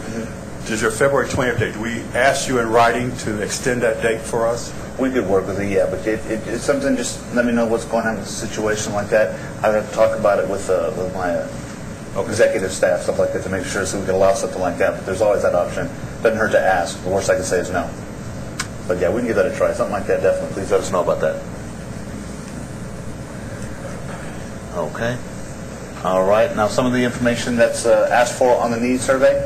Again, TEG need, which of course it's defined only for needs, only for the purposes of the needs survey. TEG need is the least of students' financial need, the student's tuition differential, or the max award is 3808. And again, there's a column for exceptional need. Again, cannot exceed, least of the student's financial need, the tuition differential, and award 1904, which of course is the 50% that be added onto it. If you report in the one column a max of 3808, in that last column you report a maximum of 1904. Now there was some things that I myself am kind of working with and still having to finalize. I myself got into some problems with on the needs survey that y'all reported. I would take a look and I would find students that have well above a financial need of 3808. They had an EFC of less than or equal to $1,000, but they got no financial need, no exceptional need. And I was like, what's going on? Well, graduate students. But there was no way to designate that on the form. So a couple of times I inquired with some of y'all, did y'all mean to do this? Is this an accident or what? And this was told to me, my mistake. Same thing for something else. Sometimes they had enough financial need and everything like that, but the award amount was below 3808. Was that a mistype? Was it put 3608 or whatever it may be? Or whatever it was last year. Was that a typo? What's happened there? Turns out, as we discussed a little bit earlier also, it was tuition differential. I didn't have any place to report that. So what I may be doing is I may be sending out some inquiries later or discussing something with my management to see what we can do to make sure that I get around that, to make sure. It's not that I don't trust what y'all are doing. You're giving me accurate information. It's just for me to understand it, for me to make sure I do what I need to be doing accurately. I may need to devise a method to verify for me, for my purposes, undergraduate, graduate, or what is the tuition differential, what is limiting the award amounts you're reporting on the needs survey. Well, there's some other things that can come into play. The institutions don't get all of the exceptional need money that they have asked for. Right. And so you could have an undergraduate who's legitimately eligible for exceptional need money who doesn't get it because they've run out of money. Okay. And the other thing, their confusion as you look among programs, because in Texas Grant, it's a lump sum solid amount to award. TEG has always been, this is the maximum, and if you choose to award everyone half of that, as opposed to giving half of them all of that, that's your option. That's one of the beauties of TEG, is its flexibility in how much you choose to award someone. So you could have, if they choose to make 3,000 awards to more students, that's within their right, as long as they're not jeopardizing or violating the student's need, tuition differential, and so forth. But Jane, on the survey, it's not asking what you gave of what they're eligible for. Right. So they're all eligible for the maximum amount. 3808. Right. Good point. Okay. Sorry, I stand corrected. But you're right. The things that would limit what you could put in the TEG needs survey would be things like you were mentioning, that they had a hardship, had fewer hours, and so forth. So, thank you. Jane? Yes, ma'am. To clarify on that, I know the 3808 is like the year, we use it as a yearly award, so we'll do half in the fall and half in the spring. Yes, ma'am. But is it correct that we can actually do that full award in the fall semester? If the tuition differential and the need for that student in that one semester is sufficient to cover the full amount, you may do so. Okay. Now, what will happen is if that student that you did that for then doesn't enroll in the spring, Okay. you want to make sure that their need, tuition differential, and so forth for that fall term is sufficient to cover the award, or you have to start making refunds. Okay. I didn't know if that would maybe address or if that was on the same lines of what you were talking, but thank you. Right. Okay. Anything else? All righty. Next slide, please. Okay. As for the needs survey, what you want to do is you want to pretend essentially that we've got unlimited amount of funds. What you want to do is include everybody on the needs survey who meets all qualification eligibility requirements to receive a TEG award, whether or not they actually will receive a TEG award. And what was started last year is the only students that you need to exclude from being entered on the needs survey are those students who are not meeting, who are your TEG renewal award recipients. If they're not meeting at the end of last year, if they did not meet the renewal eligibility requirements, you cannot include them on the needs survey. They do have to be excluded because you can't count them on the needs survey. But anybody else, everybody else who meets qualification requirements can be included on there for the maximum amount of TEG award amount and max amount of EFC if they qualify, being undergraduates and whatnot. They will be included on the survey. All right, here comes the fun one. Okay. Beginning this year, you're going to start submitting to us the end-of-year student-by-student reports. Some of y'all may have had or may still have Texas grant recipients at your school. I know it's a dwindling number, but in the past when you were submitting Texas grant end-of-year reports, this is what the TEG end-of-year report was based on. The initial submission deadline, and in your books you've got a draft of the end-of-year manual. I'm about 3 or 4 days from finalizing it. So I had to put draft on this one just to be on the safe side, CYA, right there. But what I want to do is more than likely that's going to be what's official. That's going to be the official one, but I will send out the final version probably here within about a week, get everything corrected for y'all. Initial submission date is going to be June 1, and as opposed to the normal deadline of June 15th, we are going to allow you to submit reports through July 15th. 6 weeks to go ahead and get your systems programmed, get everything arranged, get everything worked out, and everything else like that. We're going to give you a little bit of extra time this time go around. Next year, it'll go back to the June 1, June 15th, since you'll have the systems in place. Any questions? Or okay, excellent. Okay, again, the data collected in this report will be the basis for TEG program requests, studies, information reports. That's why we're asking, and of course, as you always do, make sure that the data that you enter is accurate. But there's going to be some caveats, some things to watch out for. Now, right here, here's the sequence of the activities. You can take a look at that. Basically, you're creating a report, you're submitting the report, the process of what's going to happen if errors are found, how to resolve the errors, if they're factual errors. We'll go over that here in a second. Okay, creating the end-of-year report. Now, data has to be submitted to our agency in the form of a fixed-length text file, same as with Texas Grant.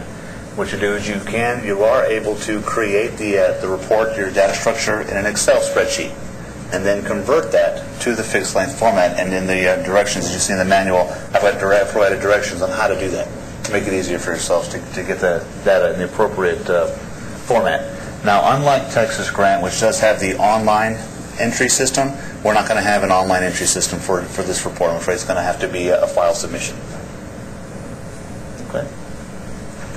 Now, first record in the file, of course, is going to be the header record, followed by the individual student or data records, and of course, followed by the final record, which is the trailer record. Now, one of the things you'll have to be careful about in the header record, as you can see on the end of your report manual there's going to be 2 fields where you're asked to enter. I forget which field record it is. That's for TEG with a space at the end, and then also the final thing, FY10 TEG end of year report with 3 spaces at the end. That's going to be a little bit of a little trippy point for some people. It's got to I'll make sure I specify it in the final version. Again, reiterate. Don't forget about that last space after TEG. Don't forget about the 3 spaces after that final field. And then, of course, in the trailer record, you'll need to use leading zeros for student count, and leading zeros for total amount of monies dispersed, as well as the 2 decimal places at the end. Again, just little points that may trip you up, but I'll make sure that I'll specify and reiterate. Watch out for that. Common things to avoid. And of course, I just went through all this. Okay. Now, again, header records identifying the data being provided to us, what's the nature of the file, and then the trailer record is going to verify the accuracy and completeness of the file by indicating the number of student records that should have been submitted, and the total amount of monies that were awarded to students. Is just going to be, again, just a summation. It's going to be used to verify everything else, make sure we received your information correctly, that there was no data transmission problems. As you can see here, I think it's on page, let me see what page is it in the manual. I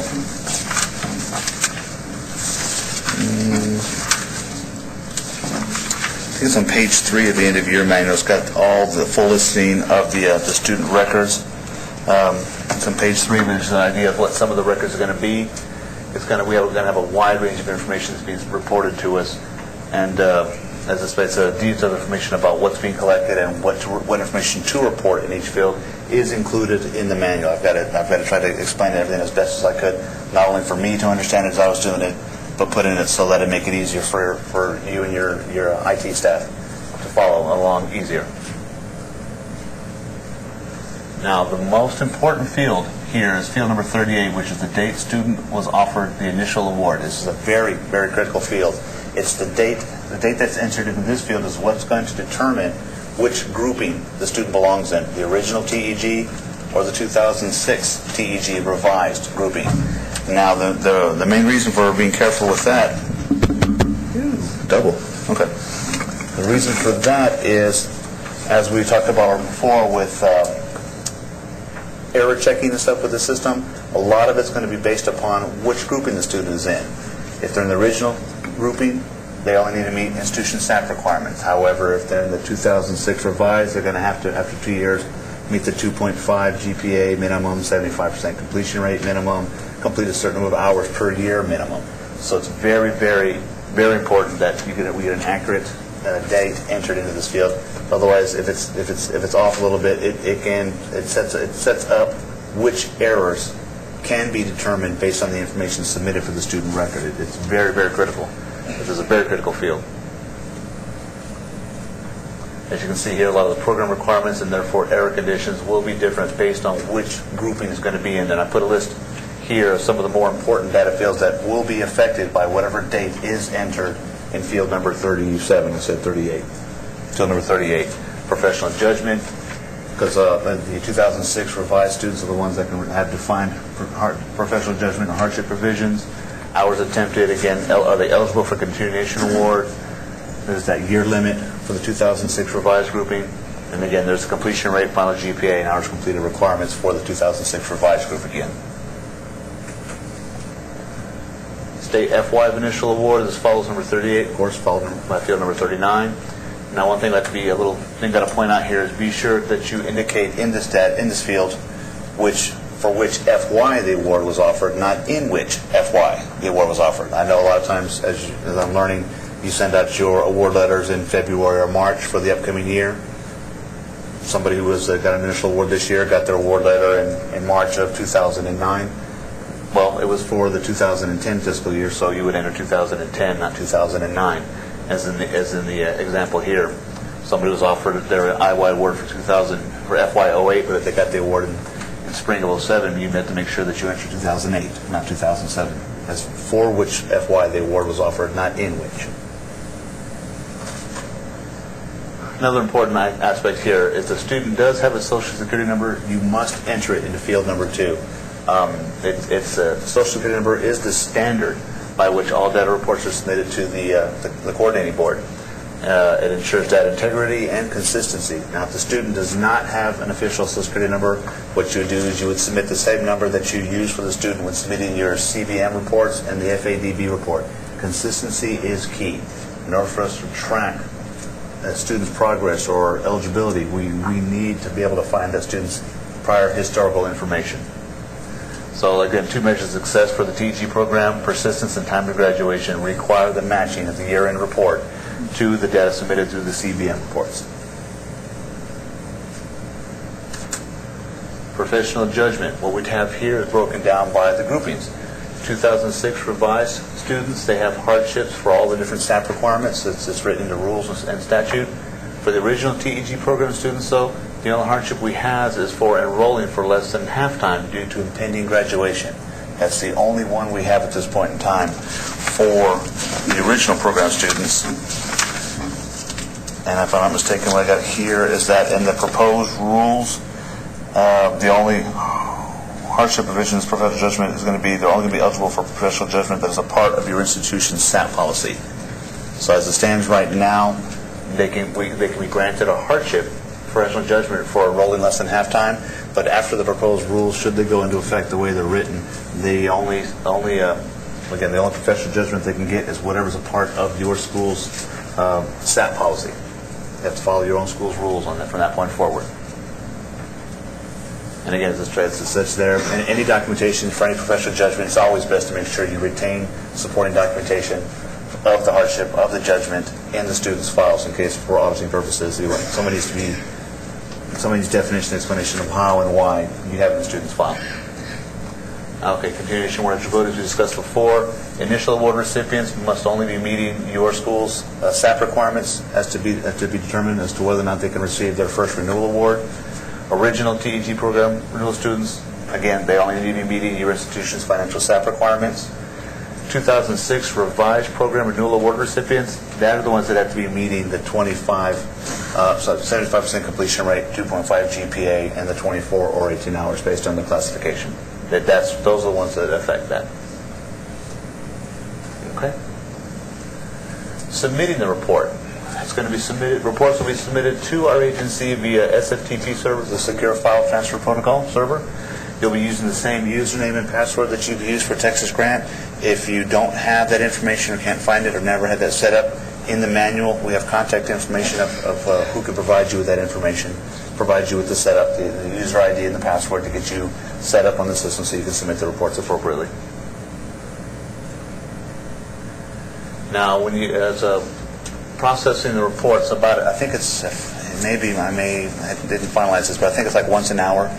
Our system is going to take any reports that have been collected and run them and process them, check for errors. If any errors are found, an email is going to be sent to your institution's generic email address. Again, it's the same one that's used for Texas Grant. If you don't have it, the people, the contact information that can help you get that set up and report it to us and get that arranged. A message is going to be sent to that email, let you know there's an error. Directions are in the manual as to where to go, where to retrieve the server. Take a look at their error report. It identifies student's record number, what the problem is. You go through it little by little to correct, was it mistaken entry, typo, whatever it may be. And then, so whether or not that the file, if the system goes one line at a time, when it finds an error, it stops at that and then sends back an error message. So at the very beginning, if you got something wrong with the header message, it's going to kick that back, saying incomplete file, inappropriate file. It's not even going to go through the records. And then once it starts going through once it gets in, it'll then review all the records. But once it finds an error in a student record, it'll stop at that record and won't go any further, I'm afraid. So it's kind of one of those step-by-step systems that may take a little bit of time to go through it and get everything done. And again, instructions on how to retrieve the error reports are included in the manual. Now, if the error message is valid, what you need to do is just simply correct the data as need be. And then once all the corrections are done, just resubmit the entire file. If you've taken a look at the file and you see that, hey, wait a minute, the data in there is accurate, but your system's not accepting it, there may be an indication of, say, a student withdrew for the fall semester, enrolled, and then withdrew, but yet, based on your institution's refund policy, the student had to keep $50. But yet you don't report any hours for fall or spring, the system's going to come back with, how could they get $50 when they have no hours? That's an actual record, it's accurate. Things like that is what you need to do, is just send via email, a little email conversation, student record number 300. That's an accurate statement. Student withdrew. Student withdrew from classes, did not enroll in the spring, but based on a refund policy, they had to get $50. As I collect those, I'm using for supporting documentation. Once all the errors that are coming back in the error report are factual errors that need to be overridden, then what I do is I take everything and then I override those errors. And we go forward from there. We give you a report, your file's complete and certified. But it's going to be a little bit of interesting back and forth of keeping track of all this stuff like that.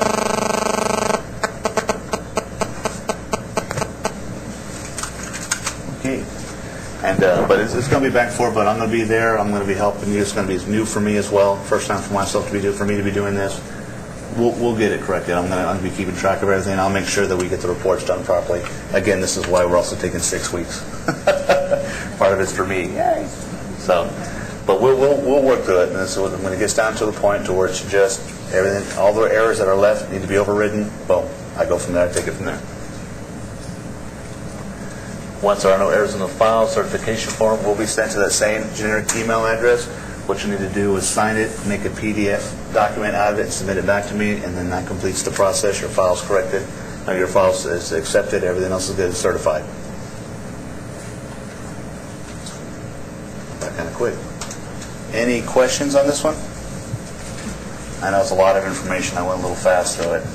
What I'm probably going to be doing is when I submit the final version of the end-of-year report manual, I'll probably try to include a listing of potential possible errors, some general things that may happen. That way you can kind of just take a look, here's how this error occurred. This is what caused it, here's how to correct it. Just some things that happened during our testing. Yes, ma'am. Okay. I got two things. One, just a general statement. 6 weeks, is not a whole lot of time Okay. in our offices during the summer when we're at peak season Oh, okay. to program for something brand new and get it submitted. Especially if, when I'm reading correctly, this date the student was offered the initial award is the date on the award letter, not the first date of the beginning, the first semester. Yeah, you know what I mean? Like if the semester starts September 1st. Right. That's much easier for us to pull out of the system. But for us, we've gone through software changes, which there's probably other schools that have done that, so we don't have any electronic version of what the first date offered is. And even if we did, it would have probably been overlaid when they got their 15 different revised letters during the year. So we're going to have to manually go back and pull every file. Now, we only got 450, 500 students to do that on. 600, sorry. That's almost half of our population. But that's going to take some time. So 6 weeks is not a long time. So I just want you to be aware of that. Okay. In that when you're giving us out new file layouts, as much lead time as you can possibly give us would be very much appreciated. Right. Because we also have to go to our IT people, and they have to work it into their schedule. Okay. And then I do want to confirm that the date offered, the initial, is the date of the award letter. Right, the date it was sent to the student, the date the award was offered to the student, not when it was, so not when it was accepted, not when monies were dispersed, but when the award offer was made. Let me kind of chime in a little bit. That was done that way with the hope of helping as many students as possible qualify under the old program requirements, which are much more liberal for the student. When this law passed, there were two statutes, both changing TEG and Texas grant, and their data or their information in the statutes that were both passed conflicted. And so what we're dealing with is trying to sort out what legislative intent was and what was written in those particular statutes. They were both passed for the 2005 session, but they had different effective dates. So this has been a mess since it all came up. And we have tried from that very beginning to say, keep track of these dates. This is a key date. You're going to have to use it to track these students.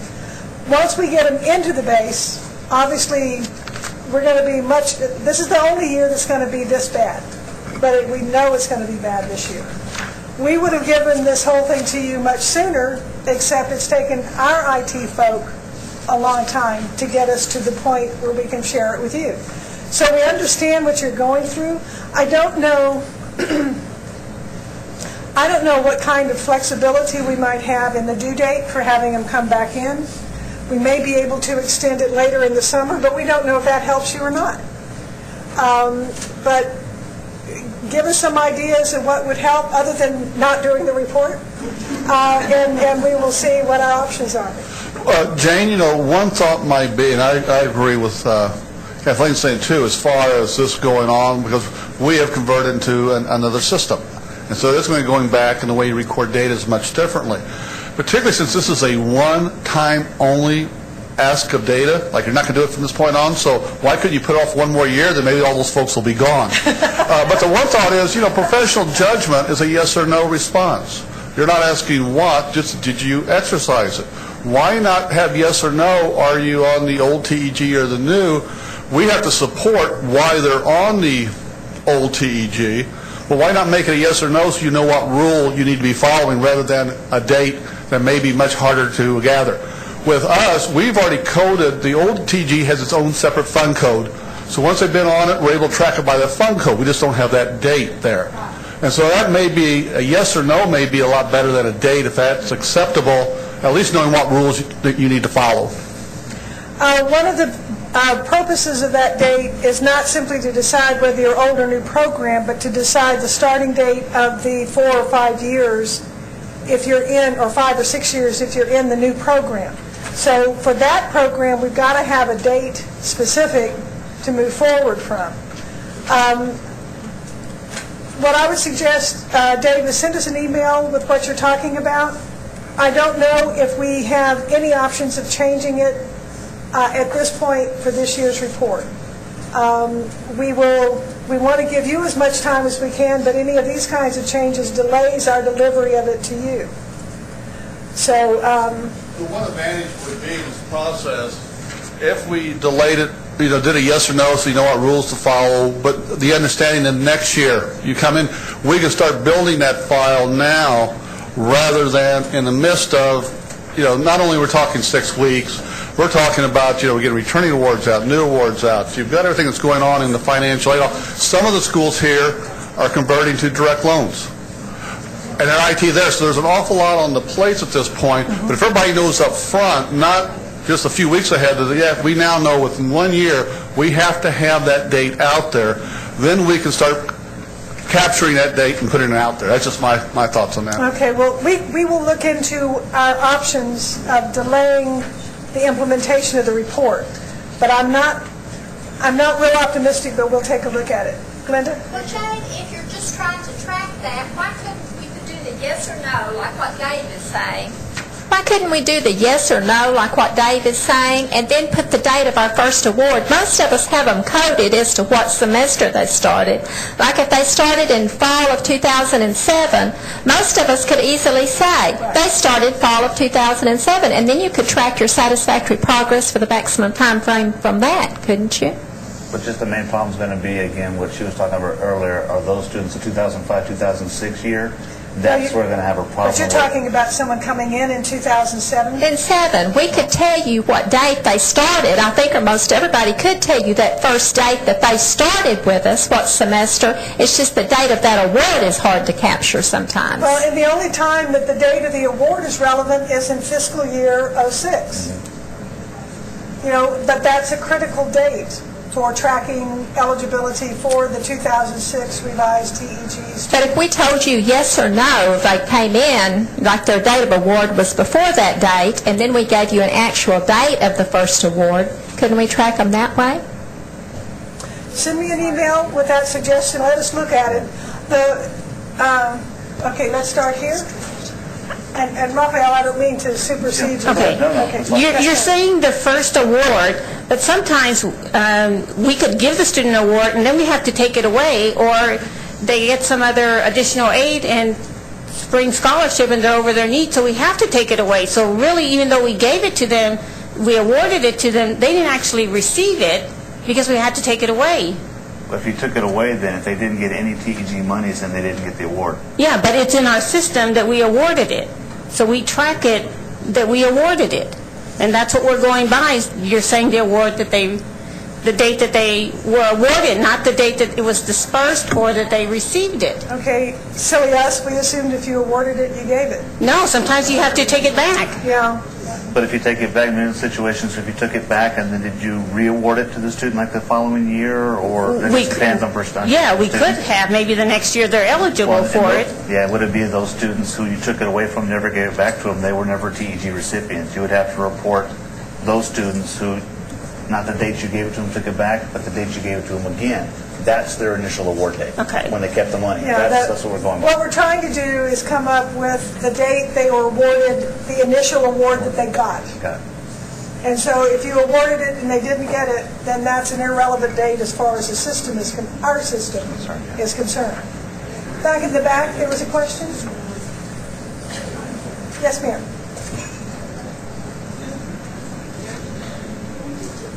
I'm really ready for retirement. I don't know about the rest of you guys.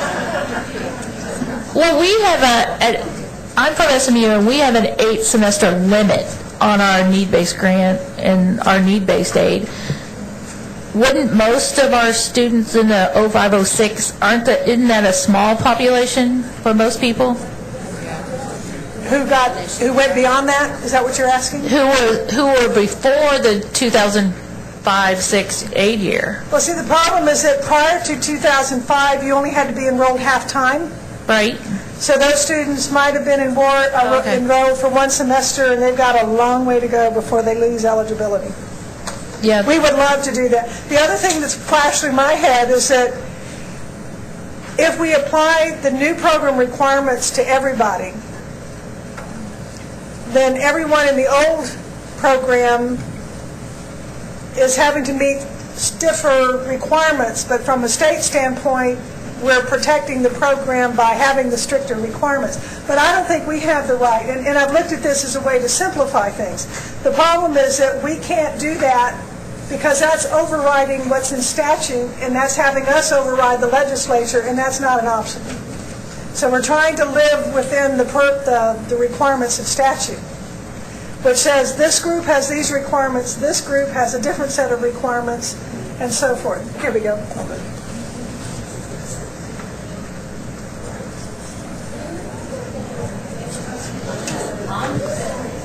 This question may not be relevant, but I've asked irrelevant questions before. It seems like some of the data elements you're collecting, are we trying to create a student database for TEG? That's what we're If doing. that is the case, then you won't need to collect those same elements in subsequent years. For instance, the date of the first award, or That's correct. This is the first year for it. the tuition differential. Unless tuition increases, that's going to remain the same year after year. So some of these data elements will be removed from subsequent year reports? The only ones that are going to be removed are the last two, what was the date of the original award and the state FY of the original award. All the other data elements will be there in future year-end reports. Getting back to your question about tuition differential, differential can change either because your tuition changes or because public institution changes. And obviously, public institution tuition changes every year. Also, it will change based on the number of hours a student is taking.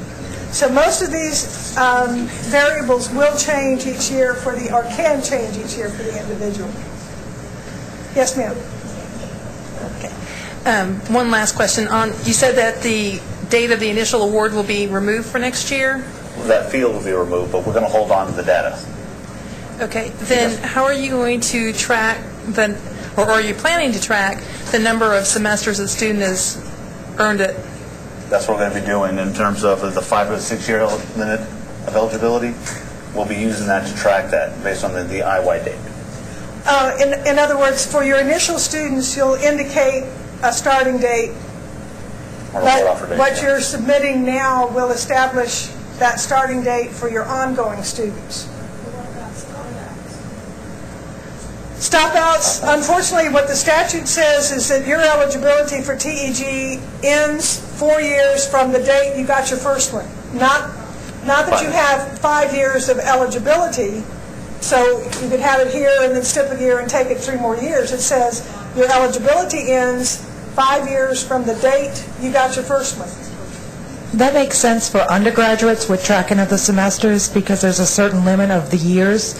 But for undergraduates that roll into the graduate programs, then the initial start date, as you had indicated earlier, is going to go by the date they receive their initial award. So at some point, the graduate student, if they started receiving that in their undergraduate program, it's going to look like they're over the year limit, and that's going to not seem to be sufficient for what you're looking for. Is that going to cause a problem down the line? The graduate students do not have a number of year limit. Correct. So in the report, when they're designated with the G, that they're a graduate student, that's overlooked. Okay, thank you. Yes, ma'am. I'm understanding that we have no professional judgment as far as the 5-year limit is concerned. The only way that you could have it, no, you can't extend the 5-year limit. You've got, I don't think so. Let me, just a second. I need to look at the statute or the rules. Okay. Well, I have a young man that was in the National Guard. He was called up for 2 years to Iraq. He has a 4-point grade point average, but he will run out of the 5 years. I think there is a model. Let us take a look, because I remember there's a slide that indicates it applies to all of the SAP requirements, but we need to look at the rules. Just a second. I think there is something for that. I won't say that. Yeah, that could be, yeah. But Oh, wait, that's proposed. I think there is. You can for 5 years, there is an extension? Yeah, there is. What page is that on? Okay. Lois has found it in the rules, and yes, there is a hardship provision for an extension of that 5-year period. I stand corrected.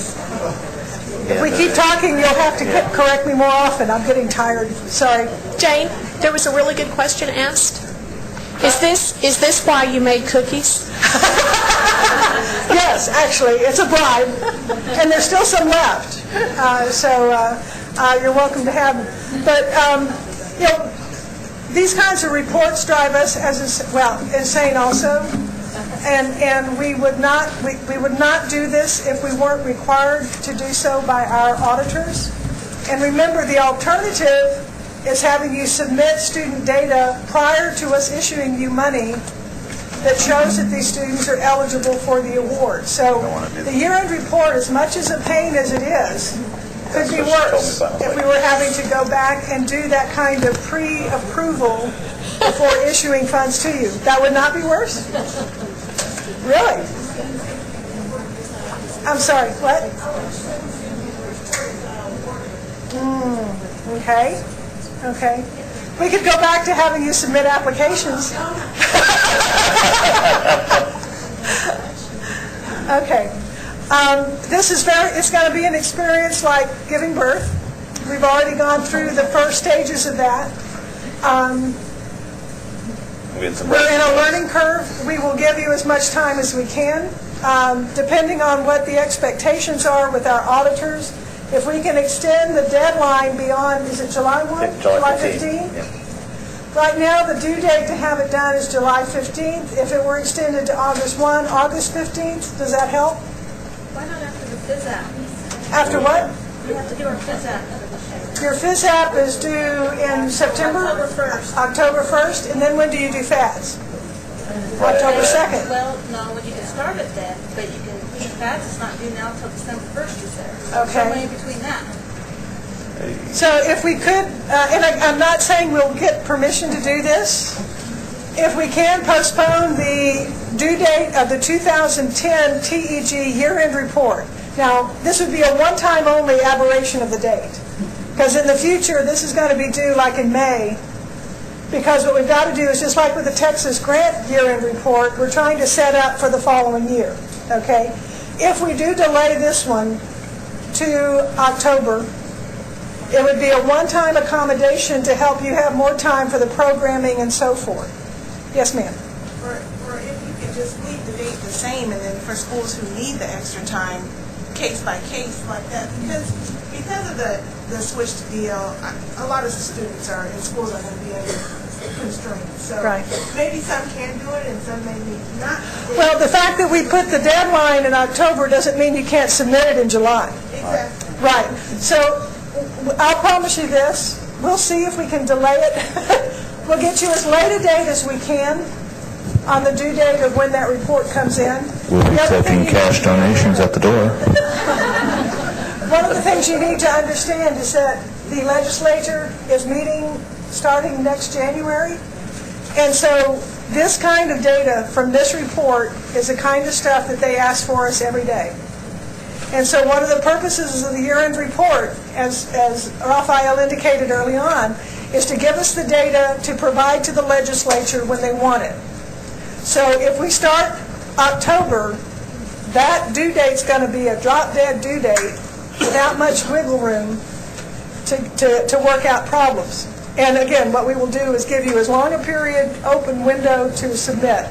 So let us get back to you. We will check and see if we can delay the due date and give you as much time as we can for the programming.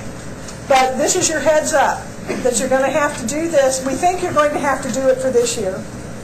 Originally, it was to be for 2009. So this is how long it's taken us to be able to get to this point with you. But we can't, we can't keep delaying this requirement. But we may be able to push it off a couple of months for this year, and we will do so if we can, and we'll be back in touch. Any other questions? Thank you. Raphael, thank you very much. Thank you all very much. Now that I have everyone in a really good mood, there was something that Dan had asked me to talk to you about very briefly. Of course, then he left. So now I get to talk to you about it. How many of you have heard of the priority model for the Texas Grant Program? Not very many of you. The priority model is a proposal to increase the eligibility requirements for students coming out of high school in order to get into the Texas Grant Program. And it has students, it would add, right now for Texas Grant, unlike TEG, but right now for Texas Grant, you have to have graduated with the recommended or higher curriculum. But that's really been the academic requirement for getting in the Texas Grant Program. There are discussions going on about adding other things where a student would have to meet 2 of the following 4 requirements, and Lois, you may need to help me on that. One of them is that they have a 3-point GPA. One is that they're in the top 30% of their class. One is that they've taken AP. Why am I looking at you? There we go. I'll stay up here with you. All right, okay, good. Yeah, I need the company. There are 2 other requirements. One is that they take advantage, or they take courses that are recommended by what was called, I think it was House Bill 1, and that is that they take either 12 hours of dual enrollment or AP test or IB or any combination of those so that they have 12 hours of college credit. And then the other is that they make get a score on the tax test or any TSI. Are you guys familiar with the Texas Success Initiative? You're really not, are you? Because it really doesn't. Okay. There are a series of tests that show whether or not a student is college ready. You can use the SAT, the ACT. It can be a certain score on the tax test. It can be Compass, AccuPlace, or any of those. But that you make a grade that is shows that you are college ready. So it's 2 of those 4. You meet 2 of those 4 criteria. And then what else did he want you to say about this? Okay. So what they're trying to do, or what they're discussing, and this is a long way from being reality, but it's certainly being discussed, is raising the initial year requirements for Texas Grant by adding some of these components with the thought that this will have students getting Texas Grant that are better prepared for college and have a more likely success rate to reach that degree and graduate. Okay, that's a long lead-in to saying, what if that same discussion is underway with regard to TEG? And what I'd like for you to do is think about it, maybe give us some feedback. If you have some thoughts you want to share, send me an email and I'll share it with Dan. All we're looking at is your initial reaction, what it would do to the distribution of your TEG awards. Would it move it from one set of students to another set? And in what way do you think that would impact you? Again, it's not been officially proposed, but as you well know, there is a mentality of wanting to have consistency among the programs that we have. They have had in the last couple of sessions efforts to try to make TEG more like Texas Grant. And if this kind of additional angle were added to Texas Grant, in all likelihood they would think about it in terms of TEG as well. Yes, ma'am.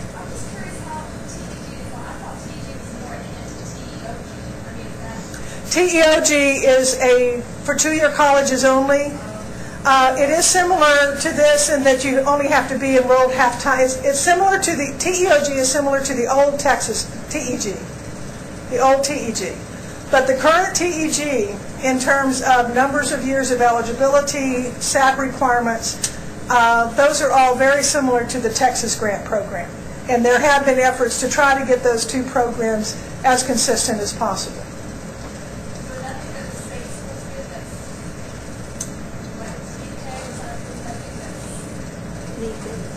Well, they're need-based. I can't quite hear what you're saying. Is there nothing else that the state schools get that's closer to TEG, where it's not quite so high school oriented? Not really. TPEG is probably the closest thing, but it's not funded through appropriations. It's funded through tuition set-asides at the public schools. So in that regard, it's not a typical state, quote-unquote, state program. In fact, we tend to refer to it as an institutional program. Okay?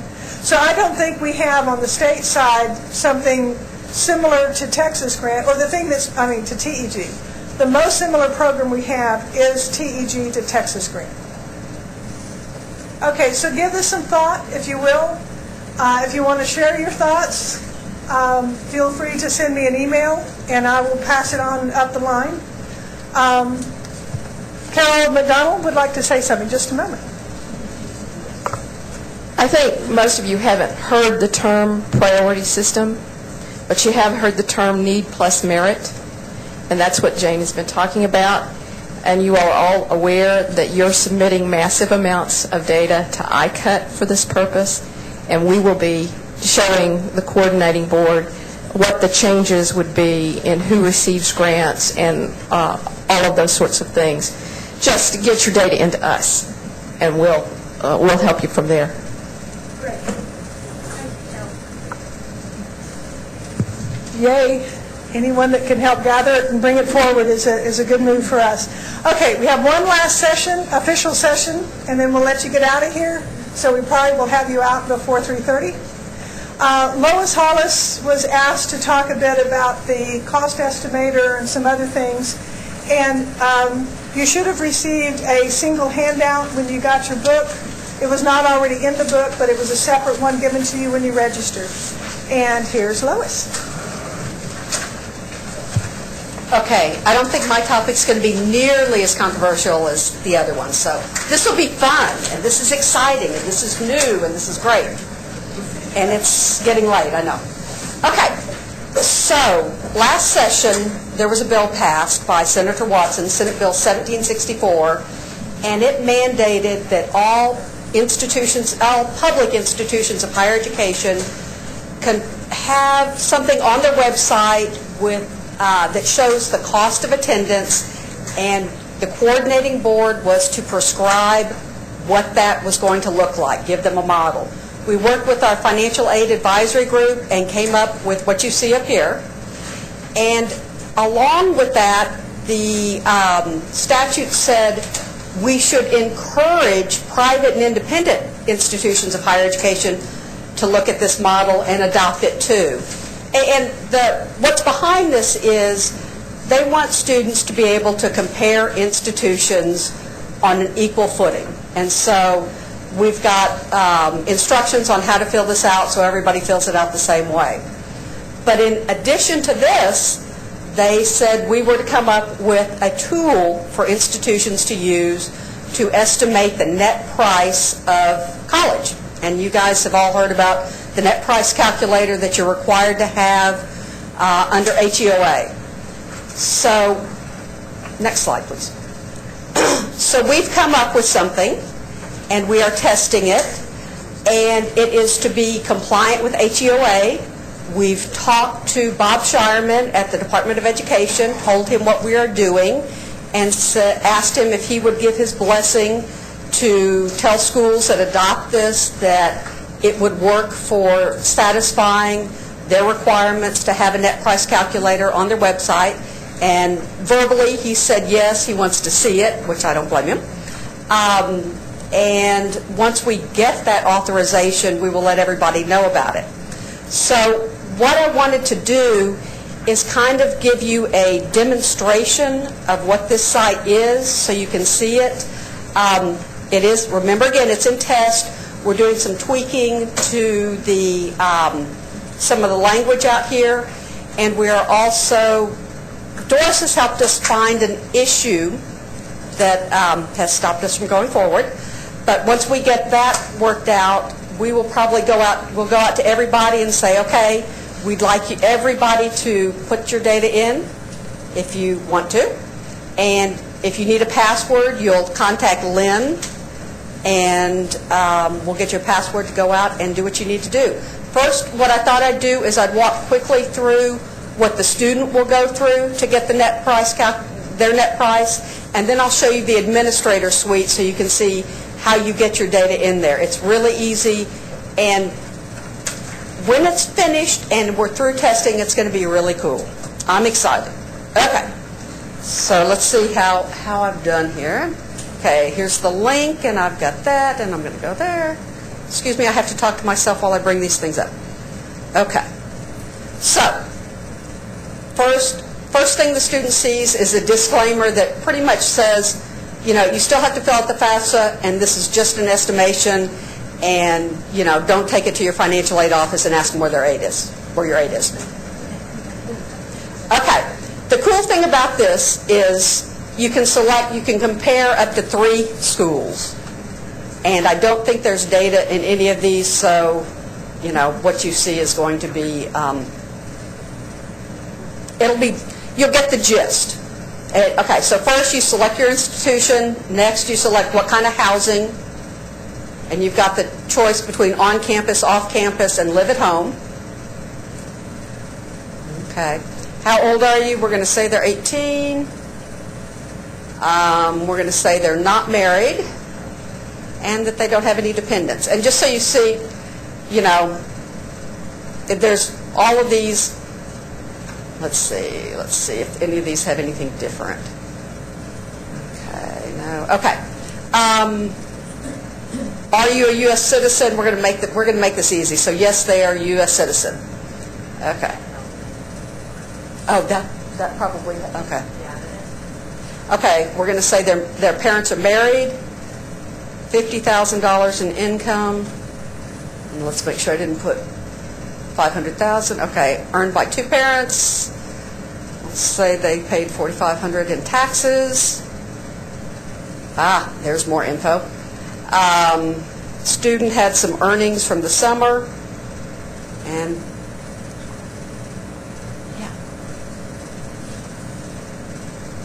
Does that help? Make it easier to read? okay, thank you. Okay, they were exempt, so they didn't pay anything. Okay, how many in their household? Let's say 4, and we'll say there's 1 in college.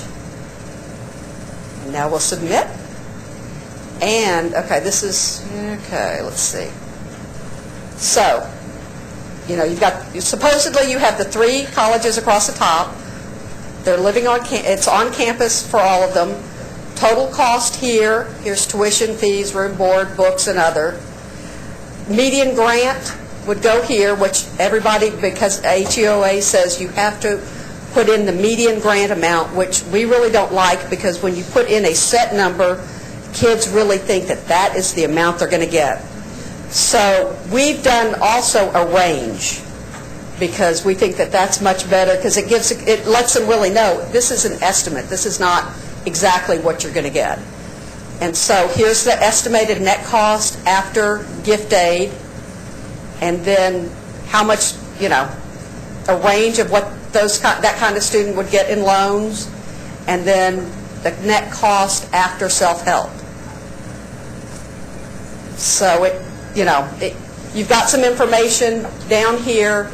There's a spot for you to put in more information if you want to put in, if you're applying to Texas Christian University, you need to make sure you fill out your FAFSA and fill out a profile, or you need to, whatever kind of disclaimer you want to put out there, what other information you want to put out there. So students can print this, but now how do you get to this? How do you get your information in so you can get some results? All right. I'm going to put this down. This is where a lavalier comes in handy.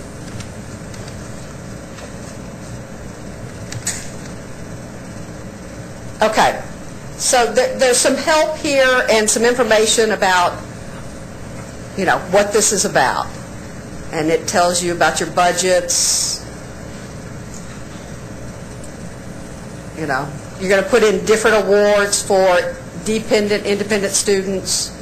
Let's go to, the first thing you want to do is, actually, we're going to be able to eventually load in your budgets, but for testing purposes, we've got a spot for you to put them in here. And then we've got a table for awards. And there's a way, we've got a mechanism for you to be able to download your awards from Excel, but if you want to put them in manually here, you can. And we're doing EFC ranges, and $500 EFC ranges until we get to, 4,000. And so, because we have to do the median for grant, we're doing a Okay, for a zero EFC student, what's the lowest loan amount you give? What's the highest loan amount you give? So that we've got a range in there that we can give to the student when they answer all the questions. For grants, the same thing, but for grants, we also have the median amount that we've got to have for HEOA. We do it for on-campus, we do it for off-campus, and we do it for students living with parents, dependent and independent students. So once you get all that information in, or you load it in through our import system, and there are instructions on how to, here's the template. Come on. Here's the template you use. If you fill this out, you can just load it in. You know, if your system can download into this form, and I keep touching it thinking you can see my fingers up here, and you can't. If your system can load the information into that form, then you can load it into this estimator and you can go. So we found out, Doris found out something for us, and that is that there's this tiny little glitch and you can't get any information in there right now. And so without being able to put any information in there about awards, you really can't get out an estimate. So we're fixing that. And when we get that fixed, then we need people to go out and say, load in their information, pretend they're a student, and make sure that the range of awards that comes up is reasonable in what you would expect. So let me ask, how many of you would be interested in using this? Okay. Handful? Okay. And if you've got, there are other products out there. I know some people are creating their own. UT System actually did the programming for us, and they've had a seat at the table for all the HEOA talks, so we know that this is HEOA compliant. Yeah.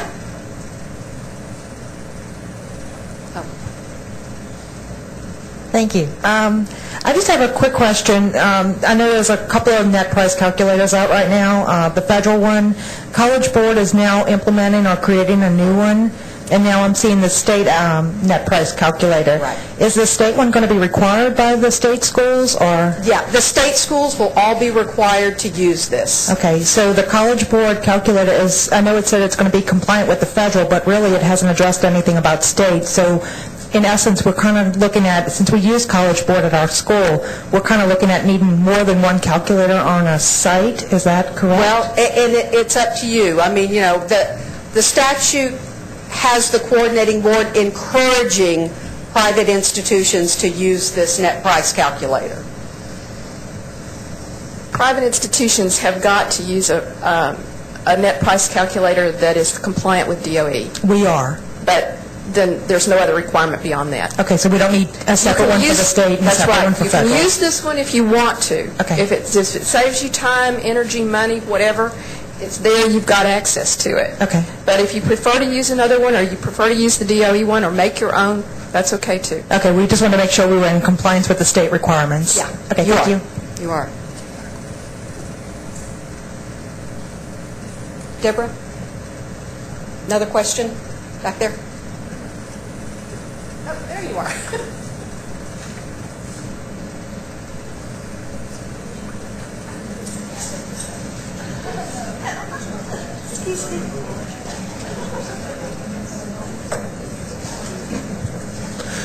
Sorry for not remembering, but the data we provide, is it not for last year? It's a year behind as opposed to projected for next year? That's a really good question.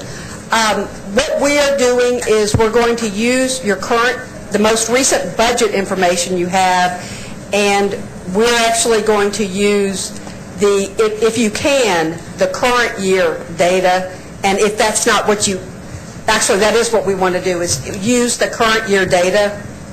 So, I say that.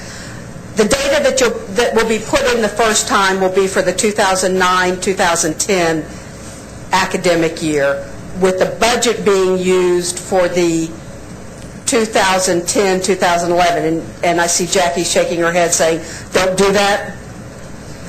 We were thinking that the aid's really not going to change from year to year enough to make a difference when you're looking at the ranges. And Doris is saying, yes, it will change. So keep it 2009, 2010, because that's all you can do. Consistent. Okay. So let me change that. So the budgets we're going to use are going to be for 2009, 2010, and the financial aid.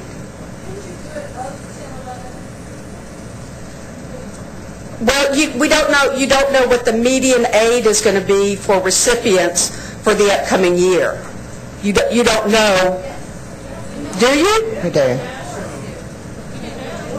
But the question, you have to go back to the intent of the net price calculator to begin with. Would you not want to go back to the intent of the net price calculator to begin with? And that's the transparency to the student? Right, and they're wanting to see what potential eligibility they would receive. Right, but this is just my misunderstanding. I didn't think you guys could do upcoming year for award for the median and the range. Thank you. Yeah, but you can. You can do a range. You could give at least a guesstimate. Okay, so typically we're going to update this every April 1st. If we do that, will you know for the upcoming year? We would know what we are particularly going to be awarding. We would know our range, and we could develop a median from that. Wow. That's much better. But my question... Go ahead. The question I had was, you talk about loading our budgets, loading our awarding information. Right. And so I can appreciate the invitation to participate or to do the testing. My question is, as private institutions, if we are using another calculator, College Board, Department of Ed, whatever we choose to use to be in compliance, will our data and information still be shown in this net price calculator? No. No. Okay. You have to tell us you want to participate. We have to make you active, and then your data shows up. So if a student tried to select your school, it just wouldn't be a choice for them to select. Yeah. The community colleges might have more trouble in indicating their award packages on April 1 for the following year, just because of the late application for a lot of students. I don't know that that's... We'll talk to them about it. Jane was just talking about the community colleges may have different issues, and we'll be talking to them about it separately. Any other questions, concerns, comments? Because the shaking of the heads really did help with helping figure out what we're going to do. Okay. Well, that's it from me. I'm going to turn it back over to Jane. Thank you guys very much.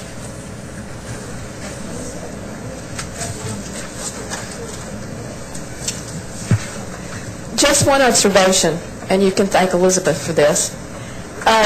If you choose not to use the state's net price calculator, and some kid is going in and they want to compare UT, TCU, and Abilene Christian, and they get no data back for any institution except TCU, you may find that you've done yourself a disservice by not using the state net price calculator.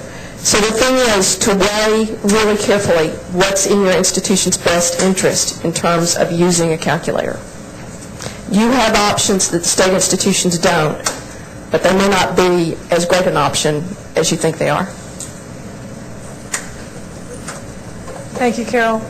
Okay, we've had a full day. Is there anything that you came expecting us to talk about that we haven't talked about? Anybody have any questions we haven't addressed? Yes, ma'am. That is my understanding. Lois, there's no cost for being a part of the net cost calculator? No. Okay. Okay. Anything else that we need to get into? Is there a way you can come up with a template for differential calculation so that we could use that on a yearly basis? Differential calculation. A template where we fill in the numbers and we can, your approved formula where we fill in the numbers and we can figure out differentials ourselves? You're talking about for the cost estimators? No, for tuition differential. Tuition differentials. Oh, Yes. okay, sorry. Got to get my head back. Probably so. I think that would be really helpful. Yeah. Because we need to do that yearly, obviously. And, Right. And sometimes we get our information in bits from different sources. This is what we find? Okay. Your knowledge about, our knowledge about next year costs are based on what are submitted in either the college student budgets, which are due April 1, or the IFRS report, Integrated Fiscal Reporting System that the public schools have to submit, which is due in December. So if what we did to come up with our initial run at this is to take the public institution tuition charges for the last 4 years, 3 to 4 years, and see what the average increase was. We filled in for 2009-10 because at that point we only had fall 2009, not spring, so we estimated spring. And then based on that, in that 3-year trend, we estimated what tuition at public institutions will be next year. Compared that to the college student budget information that was submitted for next year by the private schools. Okay, so those are the things we're comparing to find out what the differential is. To figure out which school you're compared to, we went to the SACS level assigned to your institution. There's a 1, 2, 3, 5, and 6 ranking. We have some schools that are 1s, 2s, and 3s. And, well, anyway, once you get beyond the 1s and 2s, what you're basically doing is looking at the average of the public institutions in that level to your actual cost. So, for instance, if the average, oh my, this is so emotional. If the average, let's say you're a type 3 institution, oh bless you, thank you. 1 moment. Vodka. No. Okay. If you're a type 4 institution and say the public average tuition, I'm going to make this simple, was $5,000 for 30 hours, then in order for your institution to be able to award the full 3808, your tuition would have to be 8808. So the 5,000 plus 3808. For you to give some student a 5712, then your tuition would have to be at least 10,012 in order for you to know you could do that without worrying about it. Okay? So that's the approach that we're using. We're going to look at your cost versus the average for other public institutions with your level in SACS. Okay? So those are the 2 data elements that we're dealing with. We can use this projection approach to come up with next year numbers earlier than if we had to wait until we actually had those numbers. Okay, so if we're going to use that methodology, what can we give to you that would help you come up with that calculation as early as possible? You can go to the SACS website, and we can provide this to you. We can give you a list of institutions that tells you what level they are. So you can identify what your comparable institution is. I figure I can call good old Raphael and make sure I'm comparing myself to the appropriate institution. But I just want an Excel spreadsheet that's blank so I can plug in the numbers and it calculates like it's supposed to, so I'm not misinterpreting anything. So that you're calculating for individual students the proper tuition differential? Is that what you're saying? No, for my school. Okay. Do you want a differential per student? If you're using consistent cost figures and consistent tuition figures, then no, you'd only have to do that calculation for your group, except that if you have a law school, that would be a different group.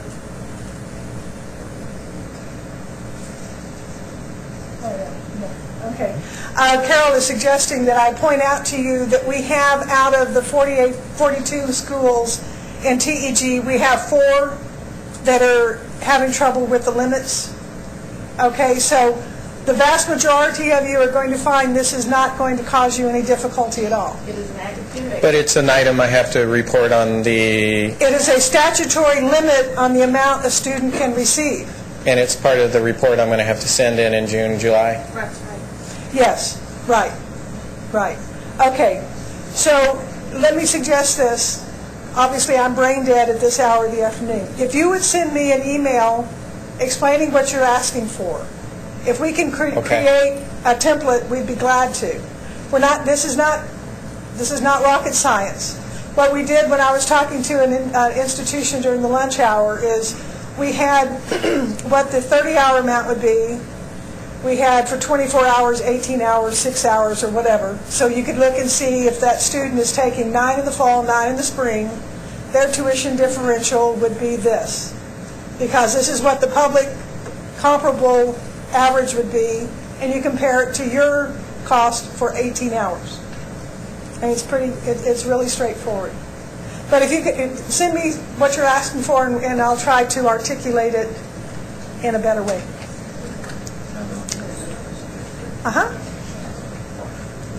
Do you have that information available for those 4 schools? Yes, the 4 schools. If you are concerned that it might be your school, stop by before you leave today, and I can identify those schools. Really, when we did our preliminary calculations of the 4, only 1 had an obvious problem, and it was not at the 3808, it's at the 5712. So, yeah, come by and talk to me if you think you're one of those schools, and I'll try to relieve your mind before you leave today. Okay? Do we need to do this more often? Okay, well, we will see if we can. This hesitance before you responded is, okay, it wasn't this, yes. Okay, not until after the next legislative session. We will try to keep in closer contact with you. One of the things we're hoping to do is to take the residency piece and do a webinar and have it someplace where you could download or look at and review if it would be helpful. Thank you so much for taking your time to come today. Have a safe trip home. There's still a few cookies left over there if you want them. I gained enough weight making the cookies. You need to take them home, so I don't. But thank you so much for coming.